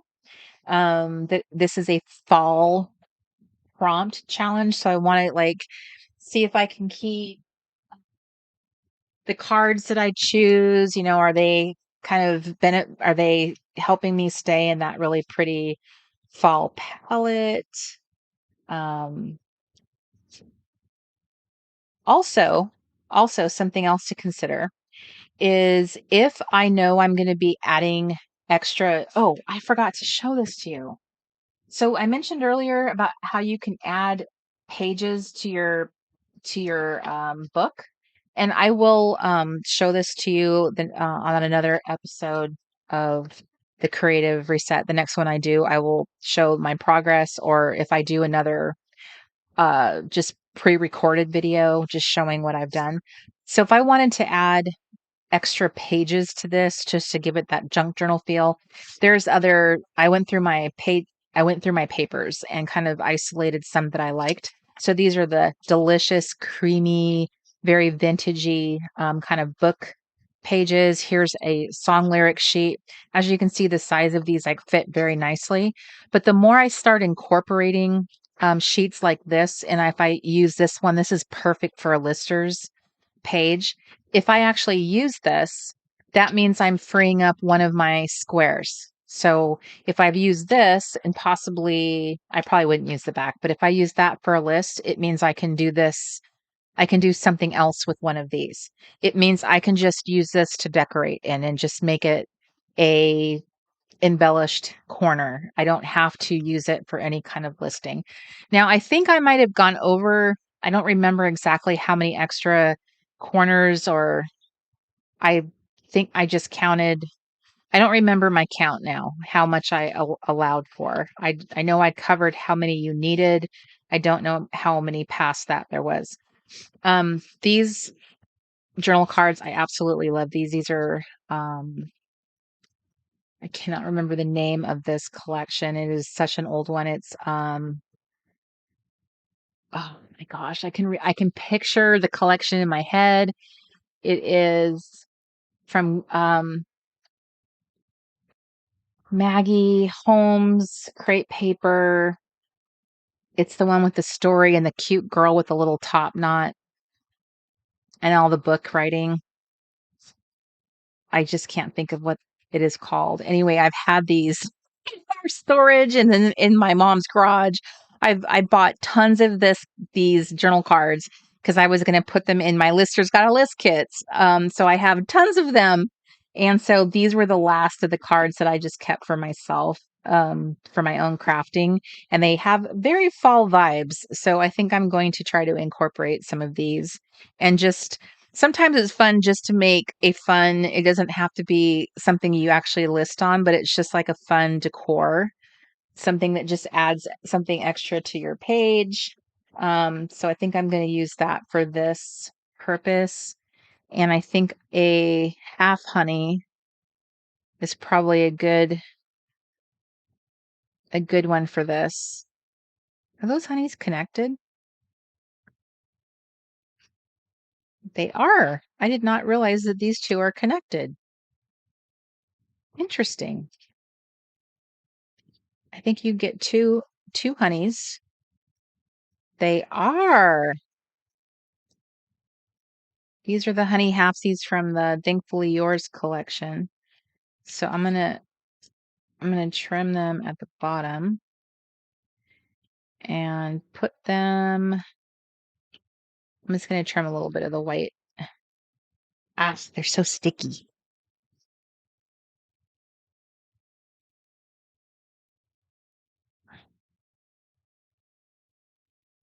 Okay, so I did see somebody mention Terry mentioned she was gonna use um a traveler's notebook. What about anybody else? What are your plans for your listing? What are you thinking you might do? I wanted to try to give ideas if you hadn't committed already, what you were going to do, because there's definitely different ways to approach this. And I rolled out the fun book so that it was an easy button for people that might feel like they are concerned that they don't have a lot of time for a full blown art project, but they still want to do some listing. And it is going to be fun to have. You'll be able to work on that during the late night crafty club if you want to. If you did not hear me mention that at the beginning of this episode, I am hosting a late night crafty club on October 18th at 5 p.m.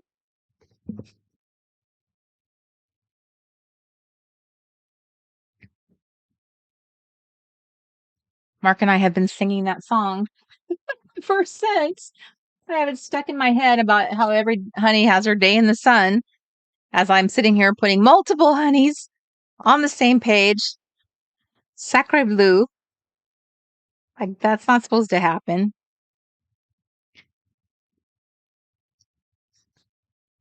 So if you have did not join us, I encourage you to watch the replay, but we will also be hosting another one on the 18th. And it'd be a great time for you to grab your Lister's Got a List or your cards, whichever one you feel like crafting, and join us because it's so much fun. Okay, so Janice says she's going to use discs. Janice, are you going to go with the full size letter or are you going to shrink anything down? Robin says she's going to do disc bound. Hi, Darlis, and anybody else.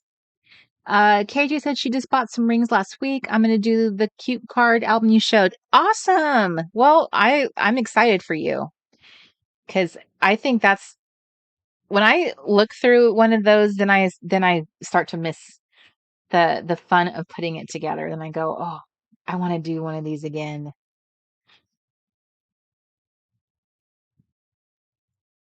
It's kind of funny, like it's been so long since I've done one that I kind of forget, like how did I come up with this? What was my thought process? How did this come to be? Some of it was like on the fly, doing a live stream. Some of it was some of the things like that were part of the workshop itself was obviously stuff I planned out, but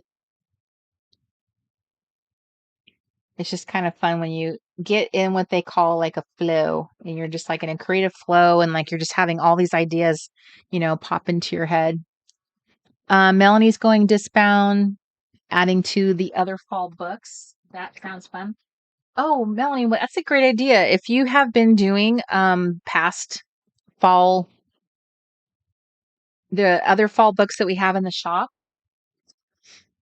or if you have already had them from previously, you could make one big fall book and just keep adding to them. So I kind of think they might be fun to kind of hinge and do like a one underneath. Another fun way of doing these.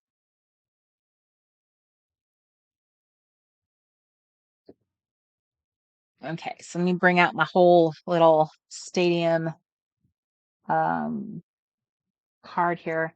I think I am missing the pockets. Okay, the library card pockets, because that's another fun way of doing listers. I will have to hunt those down.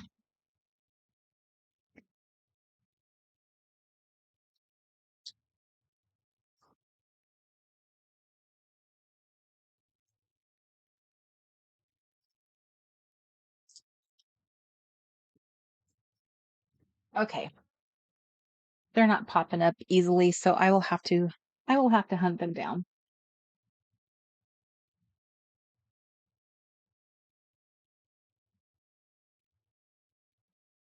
Excellent, Miss Sherry. I'm excited for you that you've never done a list with prompts, and it is going to be fun.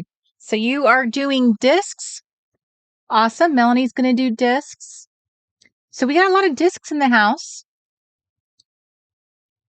And Janice says she already shrunk it.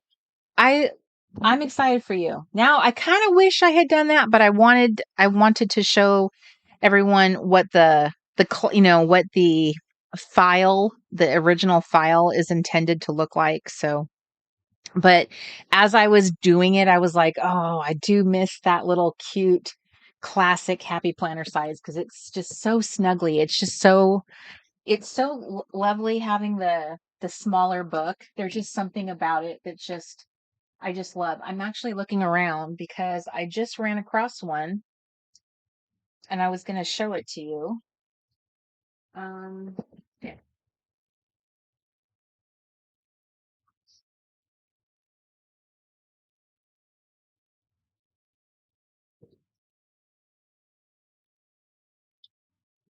I feel like I'm always running across something and then I tuck it away and I think I've tucked it in such a place that I'll find it again, but alas, that that does not happen.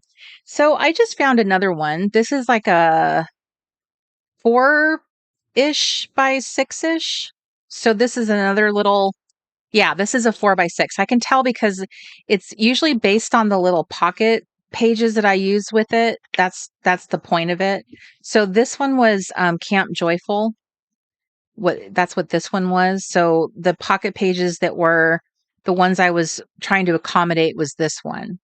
So I really, really liked I really, really love trying to accommodate the little pocket pages, and I think these are really cool for listing. Personally, I think those pages work great. And then this is another option too, is doing this type of the little booklet like this, like a traveler's notebook. This is s- slightly larger than the typical. This is I can't think of that brand. Uh, I covered it over, so now I can't think of what it is. Um, what is the name of that company? It's been so long since this is the one that was in my it was in one of my YouTube videos. It's the faith. It's like a faith it's a faith one. I can't think of what it I put a lot of like quotes in here. I can't think of what it is, but the company that makes these is like one of the very first companies. Maybook. Thank you, Sherry Susan. Ah, I knew it. It was like it was never going to come to me ever.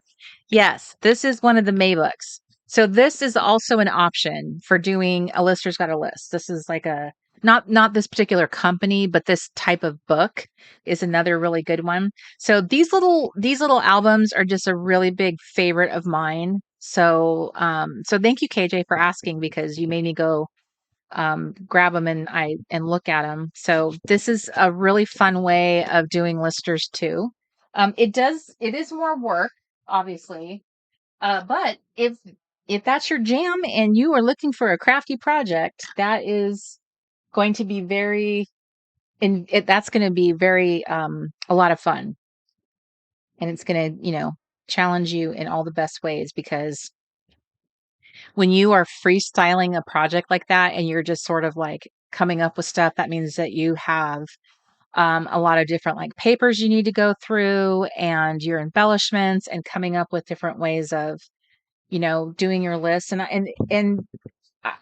I, I think it's a lot of fun. The same things you would do in this book, though, you can do in that book. It's just a matter of just adapting it, and just using papers like this. So I will continue showing those things. So, like, as an example, I wanted to just get like a baseline for tonight's show, our gathering, and just kind of show you my setup and just kind of use this as a launch pad for listers. So here's me punching one of the like vintage papers I have. So you can, I kind of like putting things in the middle rather than at the bottom. So here would be an example of like a page I would do some listing on.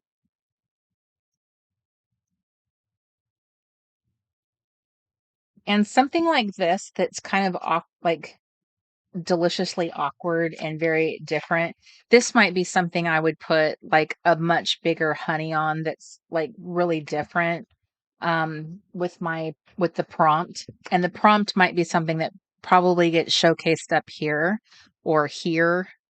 Um I'm gonna I'm gonna clip this here. I don't know what I'm gonna do with this one.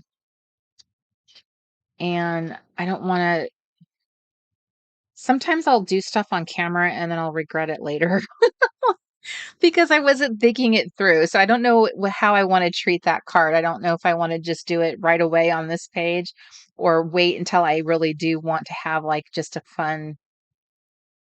I don't care about the space. I just want a fun embellishment to put there. And I don't know if I'm there yet on page one. So um then I just wanted to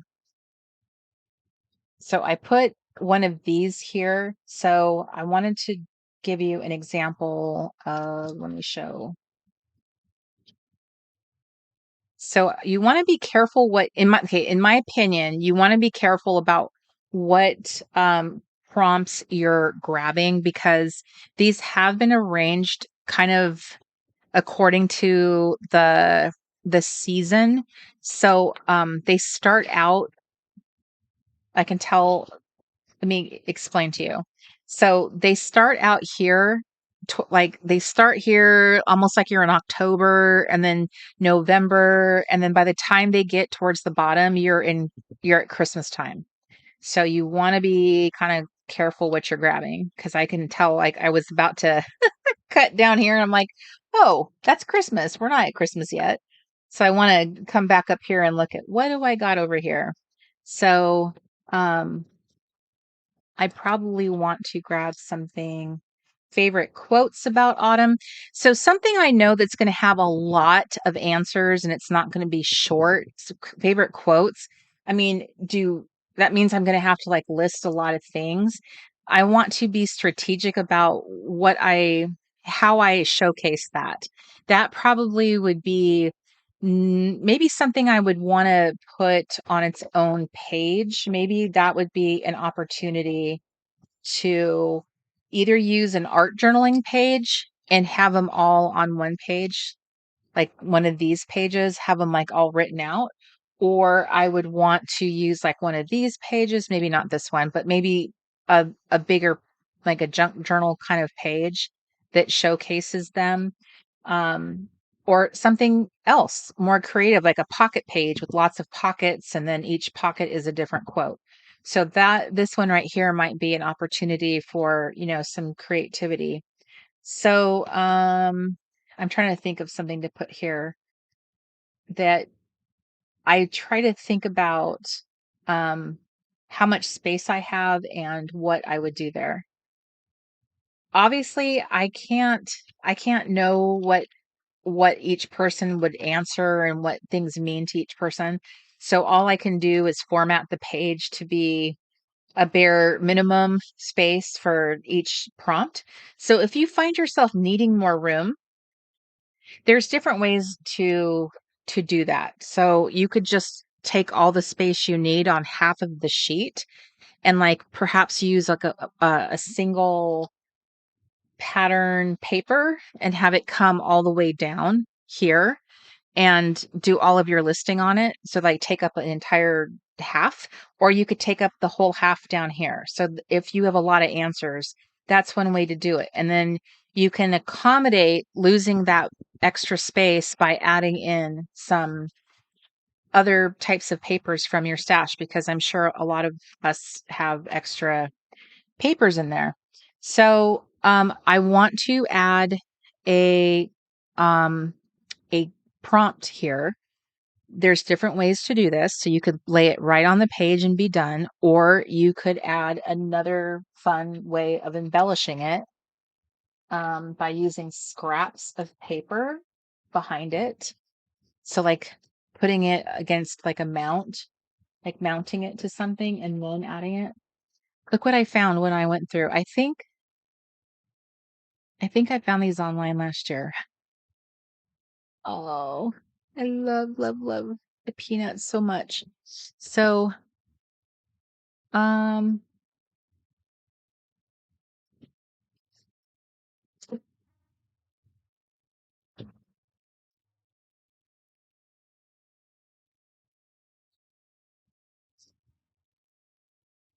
I'm just looking in here to see if there's anything that's like easy.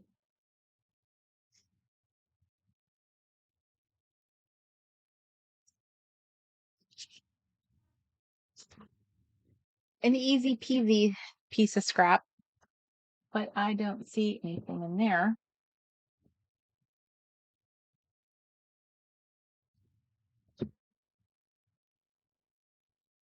Also, I want to remember that this is fall, so I want to keep that in mind as I'm reaching for stuff, is like keeping in mind that I want it to be,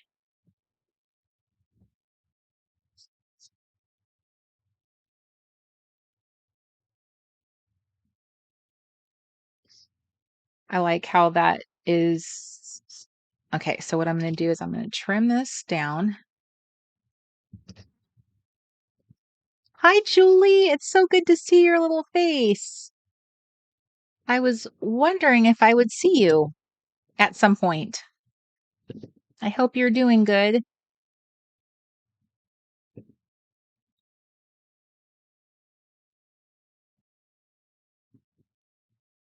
Okay, so let me see here. Let me get this little. Oh, I probably shouldn't just do that. Let me experiment. So I'm putting that there. That's a possibility. So I like to try on different things, you know. You know how we girls are. We like to try things on, see what we like.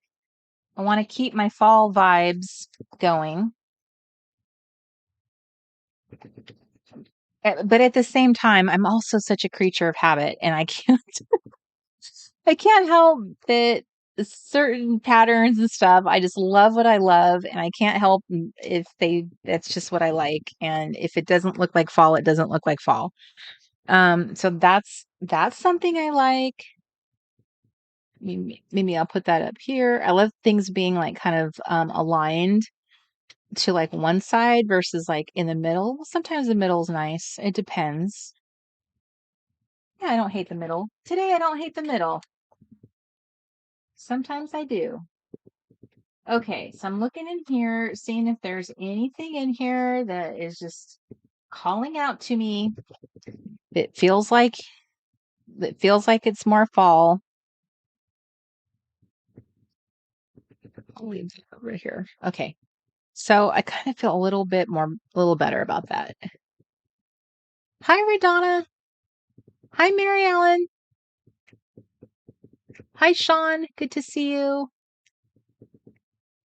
Okay. So we're going to go in. We're going to put, I'm going to trim this one down. Okay. So you can do, just, you can put things in different spots, you know, off to the side, above.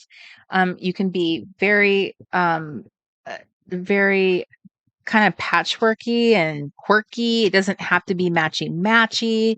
This is like you can use your book to experiment and try different things.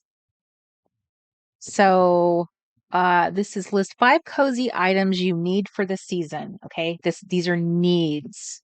Needs. Let me be clear. This is stuff you need.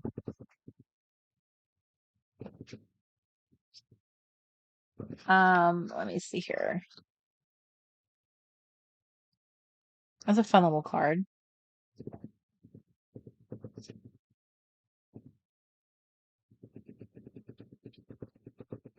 You could even put it down at the bottom too.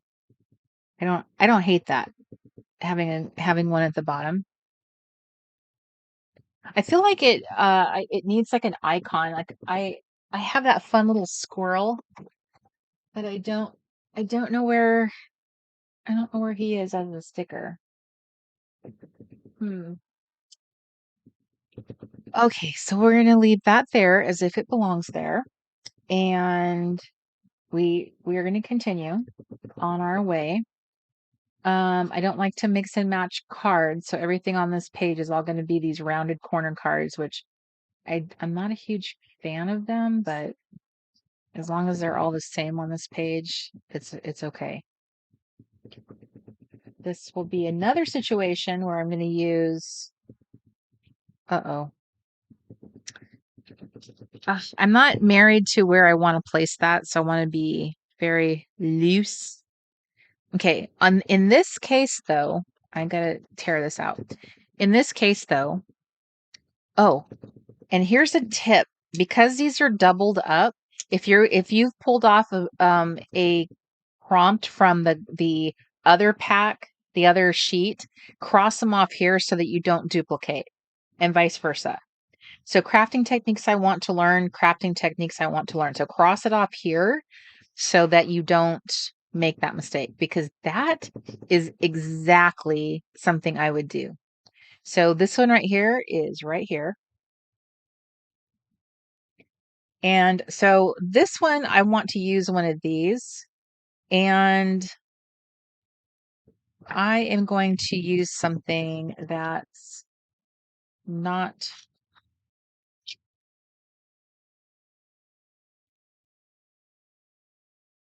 I don't have a lot of space, so I'm deliberately picking something that is pretty, like, I know is going to be a super short answer. So you want to think about that, like be strategic. I'm sure I already said that to you earlier. All the fall smells. There's only so many fall smells, right? I don't know what's going on in your part of the world, but it's possible that October is getting the memo. Today it was only 88 degrees here. It was 98 degrees 2 days ago. Then it dropped down to 92 yesterday, and today was 88. So that seems like it's getting the memo. I don't want to be too presumptuous. Um, I don't want to claim victory yet, but I also want to be hopeful. In this household, we always say it doesn't hurt to be hopeful. So, I don't know about you, but I am hopeful that when we ask for the weather tomorrow, we might hear that it's going to be,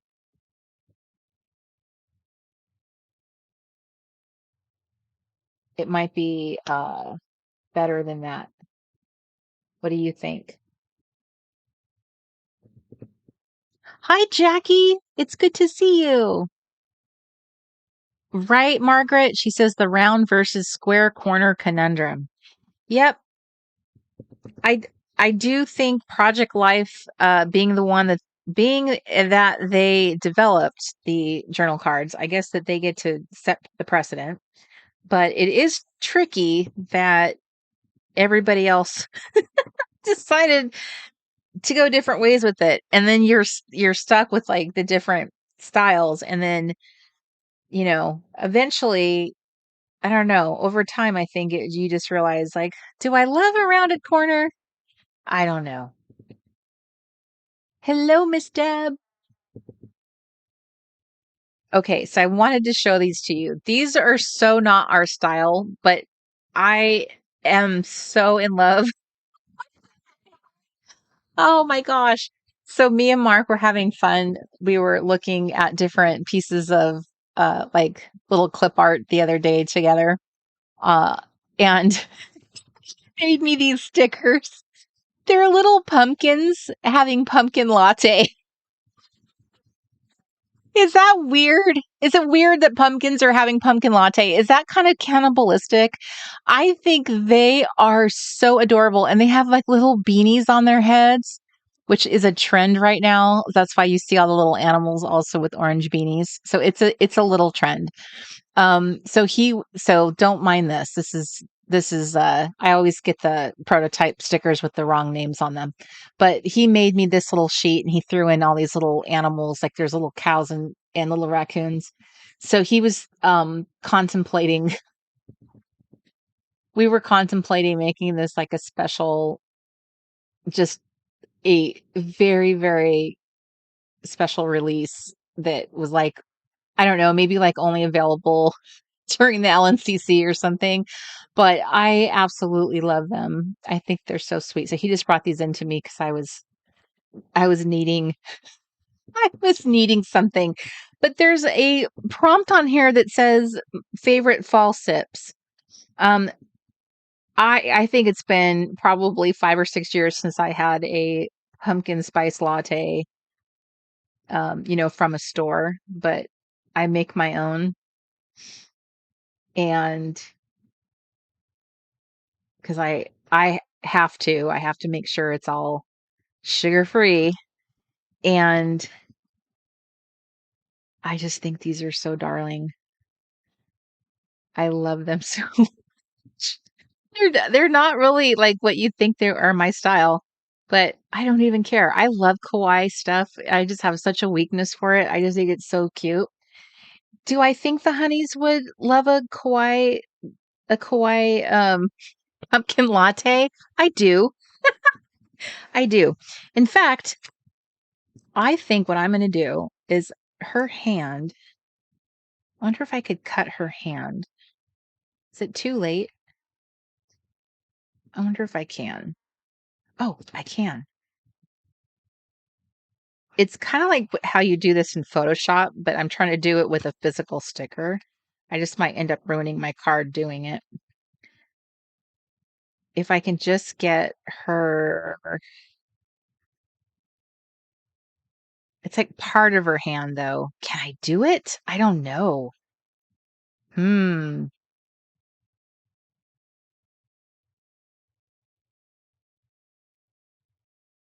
Have you guys been watching fall movies yet? What's a fall movie anyone has watched yet? Let me know. Let me know in the comments. I think I'm doing it. I think I'm getting there. I just need to get the thumb is the key. It's getting her thumb and her hand separated. I'm doing it again. Okay. I don't know. I don't know if I'm equipped to do this. I'm going to probably ruin her hand. I'm going to ruin my sticker. All of this just to get this dang pumpkin latte into her hand. I got the wrong part of her hand up is what it is. It's the thumb. It's all about our thumbs. If we didn't have a thumb, we could not hold our pumpkin lattes. But I can't, that's the part I can't get.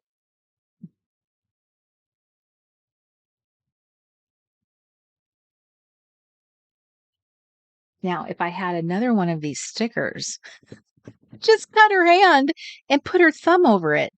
All right, I'm just going to have to pretend as I did when I was a kid. I'll just pretend that she has a thumb holding it. Okay. All the fall smells. So as you can see, I am using my different, what do you call it? Prompts. I'm setting things up with the, ah, speak Cori, the journal cards. Okay. So right now, so like I mentioned earlier, what I will end up doing is I will make the answers on little strips. So I will give you an example. Actually, what I'll do is this. Um, I will cut the strips here because I'm going to predict what I would say. Because crafting techniques I want to learn. What do I want to learn? So I'm going to use this older book page. I'm just going to use little cut up strips from it. I'm going to move this gold star because it's in my way.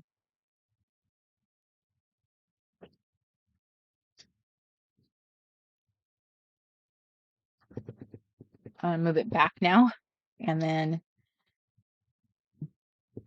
so I will just figure out what I'll answer. I'll just make it fit on one of these strips. I just want to give you an idea of what I mean when I say strips. So if you want to use a full color journal card and you feel like, well, how do I use that? How do I write on it? This is one way you could do that, is you could just take a little scraps of paper and make little journaling strips. You can also, now this is something I have. If you have, you can do this with on your computer, you can type out your answers too. Although I would suggest not leaning very heavily into typing your answers, because it really is nice to use your handwriting as much as possible. Because remember, one day, your children are going to have your stuff and they're going to see all this stuff that you crafted. And these are sweet memories you had. And although it may not seem like it today, these might mean something to them, you know? So try to use handwriting as much as you can, but it is kind of nice to be able to add something like, I love my label maker so much. This is like one of my deserted island craft supplies. This would go with me and has gone with me on a plane, on a cruise. It is an essential to me. So it is an essential. So I could answer any of these, probably a short list of answers I would use to create like a list of answers. That would be a way. Doing this is a way. Typing up your answers. You can write directly on cards if the writing surface is light enough. You can write your answers and then write a box around them. So I will show different little ways that I have done things just to give ideas, and not that I am the arbiter of all ideas, because there's many of you have excellent ideas as well, but I'm thinking of people who are new to this, who might not have tried this before and are not sure. That's who I try to think of and inspire to help you get started. That's what the creative reset is about helping us reset our creativity, get back in there again. Sometimes we let a lot of crafting time lapse. And I think sometimes we can kind of tell ourselves, that I don't, maybe that's just me, is sometimes I'll feel like, do I have it anymore? Have I lost my mojo? There's been times where I didn't want to do a camp or something because I felt like, what if I let them down? What if I sit there and sell this workshop and then I go to film and I don't have any good ideas? I'm not going to be able to come up with anything. And, I will really talk myself into a lot of doubt. So stuff like this, the creative reset and doing these kind of activities just keeps you sharp. It's just giving you a little something, it's a very low effort kind of crafting, and it should be fun. So there's that. This should not be pressure at all. You should be like, this is delightful. This is supposed to be delightful, cozy crafting. Say it with me. Delightful, cozy crafting. Okay. And pumpkin spice lattes with little chubby pumpkins. um, Anyway, I don't know what the sticker taste is these days. I don't know if this is like your cup of joe or your pumpkin spice latte. Um, I kind of wonder, like, should I even ask, like, should we take a like a pre-order on when we do stuff that's kind of one off and kind of like stuff like that? Is, should you do a pre-order and see, like, is there interest in doing a little goofy sticker sheet that's just like, you were just trying to make your wife happy? because that's a lot of cut lines that he had to put down. And that's how the Reset Girl sticker store started, was because he was just trying to make me some stickers and realized this is a lot of work. you, you're asking me to do a lot of work, which I'm willing to do, but I would prefer to do it if I was making stickers for a lot of other people too. So, hi Mary. Um, okay. Sherry says it's a cute sticker sheet. I agree. It is cute. Okay. So, what do we got going here? All right. So I had talked about adding extra paper in here, using your journal cards. You can use solid and then add little strips for writing on. Light colored cards, you can write directly on them. Thinking about typing up your answers in a Word document or Google document, printing them out and then cutting them into strips or cutting them into like a chunk and pasting it onto a card or onto the page. This can be all about your journal cards or not, because the pages have lines on them, so you can write directly on them. I've tried to like think about different ways to point out stuff to you to help you get started. But yeah, go through your stash and see, is there stuff that you can pull out, vintage papers that you can use, that would be a really good way of using up and adding some extra character to your book, because it makes it more fun. And junk journaling, especially for those of you who are going with the little junk journal style albums, or if you're going to go with the smaller, more compact book, that is just, it'll be super super yummy. Okay, so let's go back to the face cam. Okay, so do we have any questions before we part ways? I just want to remind those of you who are in the clubhouse, the pillars, there's our little meeting on Sunday. I just need to do a quick reminder on that. And then next Friday, what's today? The 10th. Okay, so next Friday, right? Yes, next Friday is our late night crafty club. On the 18th at 5 p.m. Pacific Standard Time is the next late night crafty club. And I am going to be a crafter. I'm gonna craft. I'm not gonna struggle. I thought I did okay. I think it's fun to talk about, like, be more in a teachy mindset, is just talking about how to do something and ideas. I think sometimes that's a really fun way to approach something, is just talking about the project and helping somebody, get their mindset about, oh, I could do that and I could do this, because some of you have very different ways of approaching a project, that might be different from mine, but I just wanted to give you some a little spark of something that might just trigger you into, like, oh yes, I have some of that, and oh yeah, that would be a really good pattern I have in my collection, and I could use that, and I'm gonna grab this. So Julie, you can join the clubhouse at any time. The doors are open. So there is that. And so you're welcome, Para. It was nice of you to join us. It was lovely to see your little face. So, um, so I would love for you guys to join back in on the Late Night Crafty Club. That was fun. And then I will circle back with I need to figure out what is going to be my sort of like schedule with the Creative Reset, how it will work. I wanted to use it to kick off the Listers Got a List initiative, because I know I wanted to really support the fun book and support your listing challenge this season. And I wanted, for those of you who were purchasing the prompts and everything, I wanted to give you some ideas. And I generally like to support this particular adventure, because it's such a fun thing to do, and I really want people to get back into the crafting saddle if they have not been doing that. That's what this whole Creative Reset's for. It's to remind you that you are creative, and there's small ways to do that, and it can be so beneficial. It's so good for your mental health. It's a form of self-care. It's taking care of you.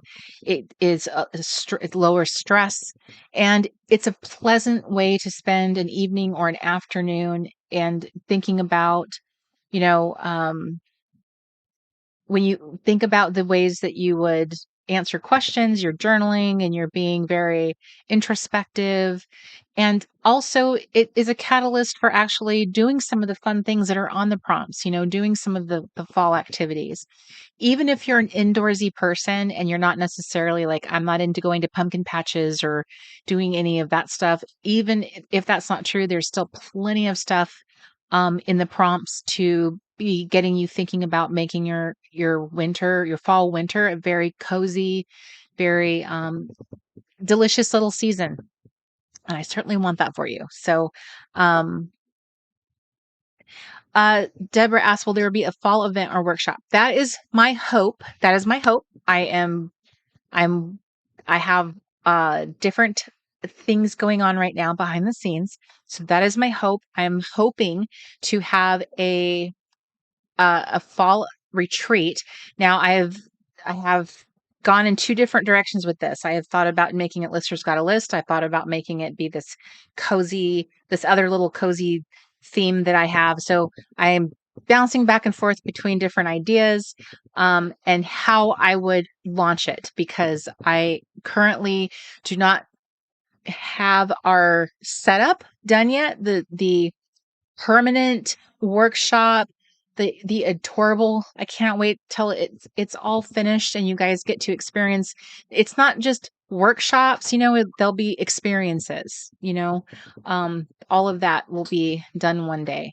And then I will have like teaching tutorials type of workshops on a different platform that will also be something you'll have access to and that don't disappear and go away. So we have different administrative things that we have to like build and set up so that we have a proper foundation for the Reset Girl, and that you guys will not lose access to things, because it's terrible. All these wonderful workshops, but they don't have a home. And some of the wonderful things, that I've built or done, it's like it doesn't have a home. So all of those things need to be set up.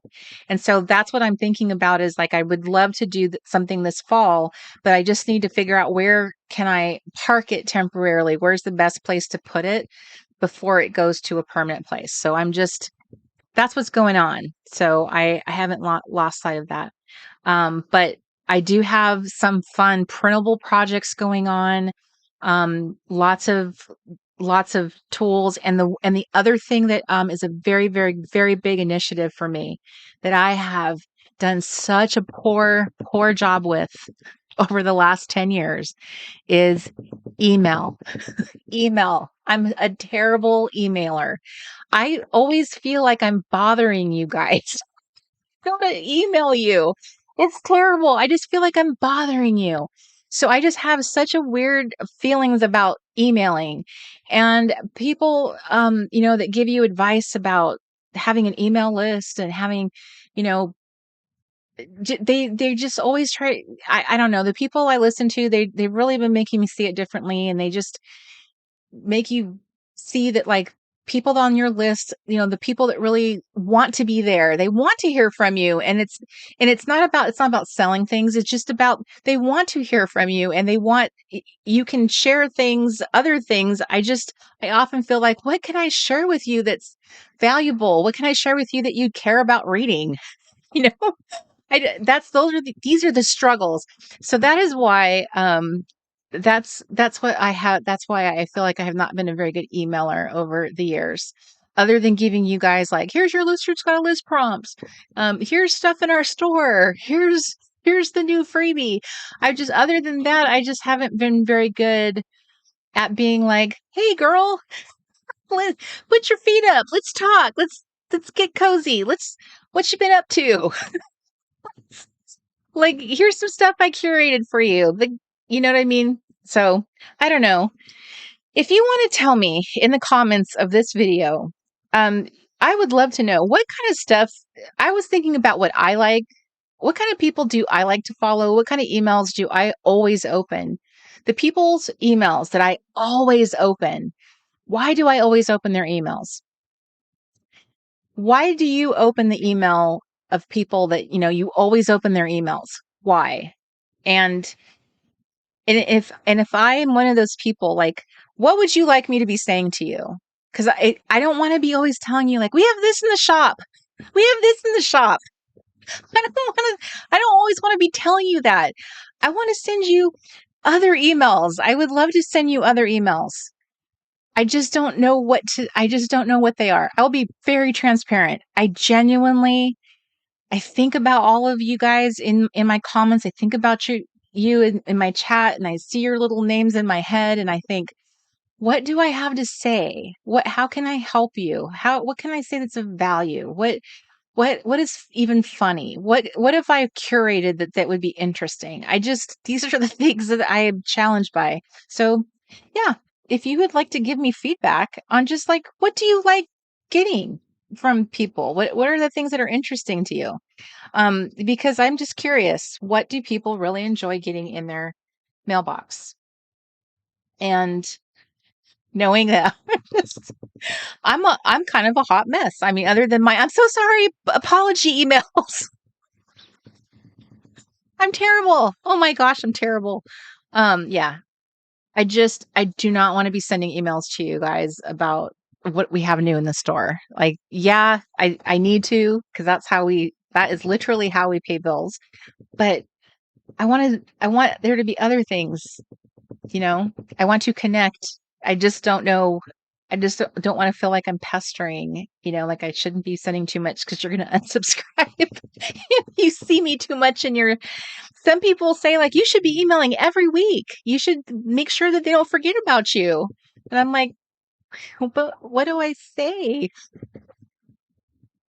So anyway, I think there's only so much of me you can take. You know what I mean? I don't want to clear out my welcome. So anyhow, you guys, this is my creative reset has gone 30 minutes past the allotted 2 hours I normally give myself here.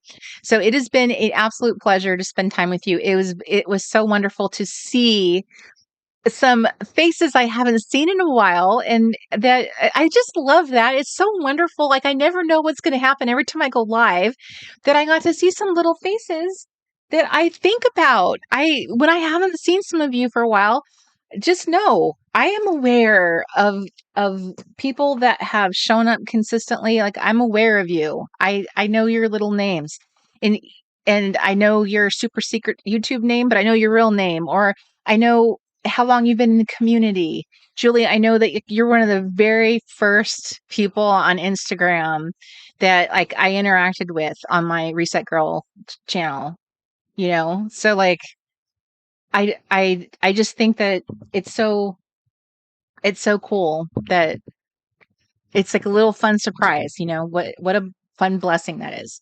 So, and it's wonderful to meet new friends. So I'm very blessed by that I have seen the consistent new little friends that show up, and from other parts of the world. So that's so wonderful. And I hope to continue seeing you.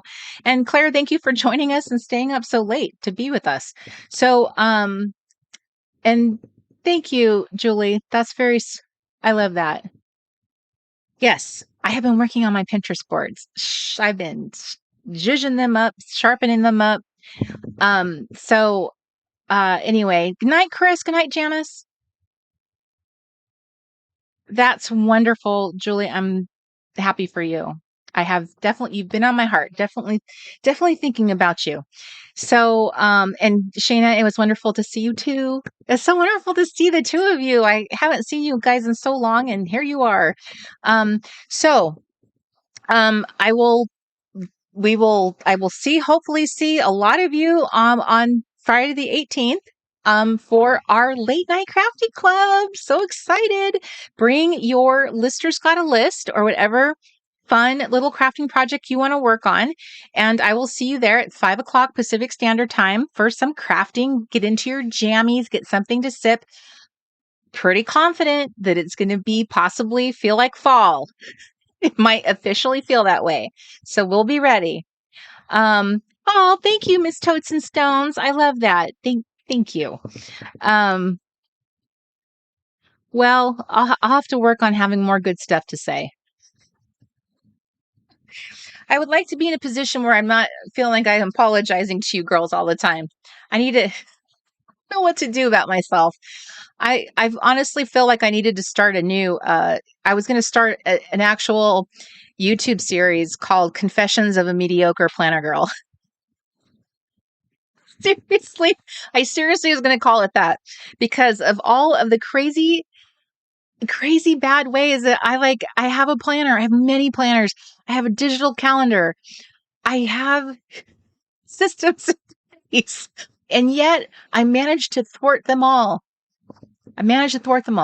So I love your faces. I never, ever want to say goodbye to you, but alas, I must. And I love you guys. I will see you. Take care of yourself, please.